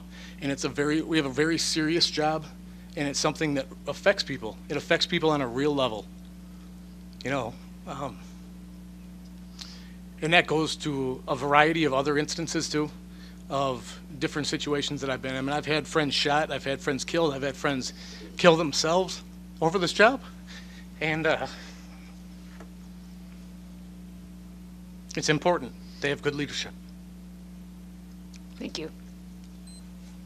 The next question is going to go first to you, Kevin. And the question is this: 1 in 4 women and 1 in 5 men are victims of domestic violence. What do you see as the sheriff's most important responsibility in helping victims and holding abusers accountable? Right now, I think a large majority of the domestic issues that I've seen in Trempealeau County have been meth related. As I talked about earlier, methamphetamine increases violent crime. And, you know, domestics are a very difficult situation, and they happen in every culture, every race, every community that you live in. It's something to absolutely take seriously. There's children involved, and a lot of times there's one partner that can't do anything to defend themselves against this person. And if we're called to that house, I mean, there's a reason why domestic laws are written the way that they're written. You know, mandatory arrests are mandatory arrests. And, you know, 72-hour no contact orders are just the same. It's something that in my administration is not going to be taken lightly. And it's also something that, you know, it's unfortunate that it still goes on. I know there's been a lot of reform and a lot of emphasis placed on domestic abuse in the last 20 years, which I think is great. And getting back to the meth issue, it is something that we need to address. It's something that it affects women, it affects the men, it affects the children. And with my background and experience, it's something that we're going to minimize those issues. So one of the things that I emphasize with drug enforcement, with a lot of guys that I teach, is working as a team. You know, instead of doing the issue where we're calling people out of their houses, drugs are used inside houses. You know, when you get inside people's houses, you see an intimate side of them. You see a different side of them. And I'm going to be asking officers to do a lot more of that, to be a lot more interactive with people. They're gonna catch more domestic incidences. They're gonna catch more child abuse, more child endangerment, just based on the tactics and how I teach them. So. Thank you. Same question, Brett? Well, right away, I'm going to disagree with one thing Kevin said. In 29 years of law enforcement in Trempealeau County Sheriff's Office, I am not seeing any more domestic abuse related cases today than I did 29 years ago. There's just as many. And there is, if it was meth related, since the meth has increased in the last few years, then our domestic abuses would increase. But there are a lot more dynamics to domestic violence than drug use. A lot of time it has to do with money, alcohol, cheating spouses, the death of a child. It can be a lot more than just meth, and it all too often is a lot more than drugs. As a sheriff, I will demand that our policy and procedures are followed and that the state laws are followed. If a suspect is, if a call comes in and deputy finds out that a crime is committed and that there is a victim and that an injury has occurred, it rises to the level of a mandatory arrest. And the state law says that. We don't have discretion. And I will make sure that our officers are making those arrests on the spot. We will act with sympathetic hands to the victim and be very careful that we do not re-victimize them because of our actions. The policies and procedures are very clear and they're very easy to follow. And if you don't see it there, they mimic state law. And state law tells us how we have to investigate domestic abuse and make the arrests. Victims are often victimized over and over and over again through the process. And I will work very closely with the district attorney's office and the victim witness coordinator to make sure that we help that victim help themselves as much as we can. Not all victims want to do that, but we have to make sure we provide those services to them and sometimes go out of our way to help them protect themselves from being victimized over and over again. And my deputies will be trained, just as in every other issue that may come before us. They will be trained in domestic abuse. We annually hold a 24-hour in-service where at least 2 hours every year is dedicated to domestic abuse training. And I have been to outside training sessions that last for anywhere from 8 to 24 hours that have been very beneficial. And we don't see those anymore, and I want to make sure that our officers get to those trainings because there are new techniques and there are new laws created every year, and I want to make sure that they are up to par on those and know how to enforce the law and that they have to enforce the law. Thank you. Thank you. I was given a little license to go over time-wise, so I'm going to ask one more question and then ask for the closing statements. And this one, I saved this one to last, not because it should be first or last or whatever, but because I have several questions that relate to drug problems, drug issues, etc. And I'm going to try to hone it down into a manageable question. So the question really is, it does have a couple parts. Do you believe that drug-related crimes are the biggest problem in terms of serious crime in the county? And what kinds of experience or skills do you have to address problems other than the drug issue? Well, drug-related crime in Trempealeau County, I don't think, serious crime you said, I don't believe is the biggest issue. Drugs itself is a big issue because it has led to more maybe not so serious crimes such as thefts and burglaries, not only to sheds and businesses, but also to medicine cabinets and households. It has led to a lot of that, which is not serious crime. There are a lot of issues in this county other than drugs, however, such as mental health coming to the forefront in a lot of aspects. Suicide rate in Trempealeau County is probably the highest in the state. That is much more serious than any drug-related issue. And again, suicides are not always because of drugs, and probably very rarely because of drugs. Domestic abuse and domestic violence is a very major issue in Trempealeau County and is serious and involving serious criminal activity. Traffic safety. I chose to be a traffic reconstructionist rather than an investigator because more people die on our highways than they do from drug abuse in Trempealeau County. So I chose to take the avenue of traffic safety, traffic reconstruction, to hold people accountable for their actions on the highway. The jail is a very volatile place. It has probably the most likely area of the county will be sued if we don't follow policy and procedure and keep up to that.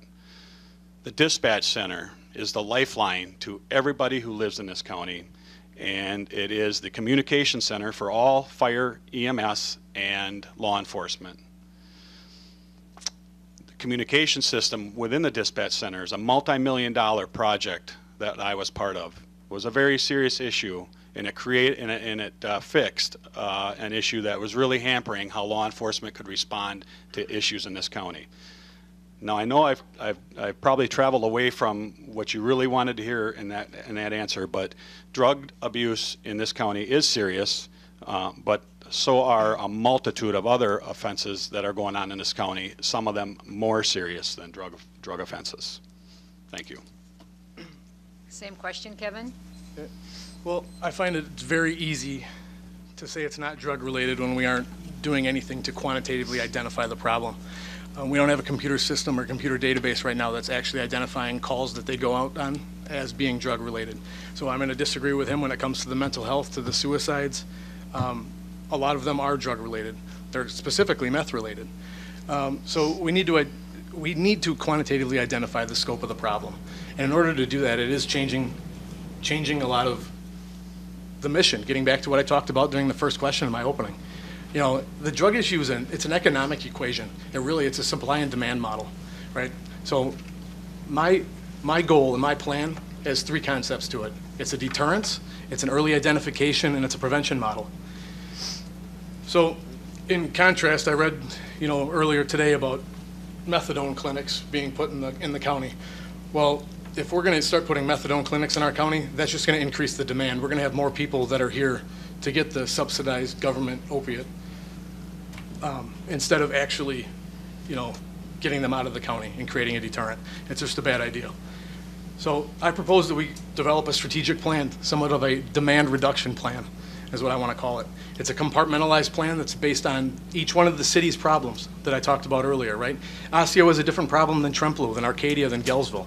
You need to have a compartmentalized plan with goals and objectives that are developed with corporation, with the police chiefs. Another thing that I'm going to put on play is a zero tolerance policy for any meth or heroin issue. Any arrest, it's a zero tolerance policy. There's no games being played on our level, at the local level. Because if we're giving local dealers probation, just because they give up a source in Eau Claire or La Crosse, what does that do for us? Nothing. Our problem still continues. Another thing is shifting the responsibility back to patrol. Whether it's saturation patrol missions, doing a lot more proactive policing, foot patrols. One thing, I've made it to just about every trailer in this county, right? And it's something that really having a lot of positive community interaction is something that's really going to build a lot more information for us, and we're going to be able to actually identify the scope of the problem a lot more because our guys are going to be able to identify it. Another thing, just like Compass, what the DA's office is using right now, we could implement a very similar model from the law enforcement standpoint of like a strategic subject list, really identifying with an algorithm who is actually using our resources more than others. I talked about the trailer parks. Well, having a problem housing specialist is something that's absolutely important. Rental properties, educating landlords to the problem is huge. The more rental properties you have, the more issues you're going to have with drugs. And those houses could be filled with tax-paying, working people, but instead they're not. It's also addressing a lot of the broken windows theory along those lines too. So. Time. Thank you. I think I've probably exhausted my license for time. So we'll start with the closing statements, and Kevin, you'd be first to give your closing. So I have the experience and the education that is needed to successfully operate a sheriff's office. I bring a fresh perspective to a drug problem that's only grown under this administration. In order to effectively address the drug culture, we need an administration that understands the liability in drug enforcement and gives our officers the tools necessary to identify and combat the epidemic. I will use a smarter, more efficient model that uses innovative techniques and new programs. And we need to put Trempealeau County first for once, and we need to be the model for rural America. Let's talk about leadership. You don't hear my campaign talk about honesty and integrity because those traits are inherently expected out of a sheriff's office. However, they've become an important part of this election. Integrity is not allowing people to have leverage over you and force you to make decisions you wouldn't otherwise make. For years, I protected myself against corrupt bosses, cops, and politicians, and I had no idea that corruption would bleed this far. Throughout this campaign, I've witnessed a current police officer tear down my drug awareness posters because my name was listed as a presenter. I've witnessed them lie to citizens by saying that I've done terrible things and even that I was fired from the Chicago Police Department. I've had friends and family members intimidated by a detective because of the color of a sign in their yard. Most recently, our current sheriff threatened to, in his own words, identify, interview, and exploit a citizen for exercising his First Amendment rights. These actions are all indicative of a culture of corruption, and a culture of corruption that has been unchecked and believes in attempting to demote and fire their competition. It's a very slippery slope when you start bending the rules. It occurs when someone's lack of integrity becomes a liability. For instance, my opponent had over 100 of his big yellow signs painted by a convicted drug dealer's body shop. This decision caused me to question his judgment And after making that decision, he should have reported who donated him the signs and the business owner's name on his financial report, but he chose not to. Interestingly, in March of that same year, of March of this year, that same body shop owner received a very generous plea deal, reducing a drug-related OWI involving a traffic accident with a passenger, speeding over 40 to 45 miles an hour over the limit, and a drug charge reduced to a reckless driving and marijuana citation. People in that community are well aware of this, and it's a slap in the face to legitimate business owners. As police officers, we are role models. How am I supposed to explain that to my children? If this is how he runs his campaign, we can only expect this is how he'd run the sheriff's office. So I stand by my values. I'm not owned by anybody. I lead by example. And I will not allow my subordinates to damage their careers for my sake. I moved my family back here to help. As the sheriff, I will make my decisions based on objective legal opinions and will always have the interests of the community in mind. I came up here to help fight the drug problem, but apparently there's a lot more to fight than drugs. So please help us win this fight and vote on November 6th. And Brett, you need new shirts. Your closing, Brett. Thank you. Well, first of all, I'm going to strongly disagree with the fact that we have to ship our drug addicts to other counties for treatment. The reason they aren't getting their treatment is because they don't have cars or licenses or people to watch their kids or any other way to get to La Crosse for their treatment. We have to provide treatment for them here.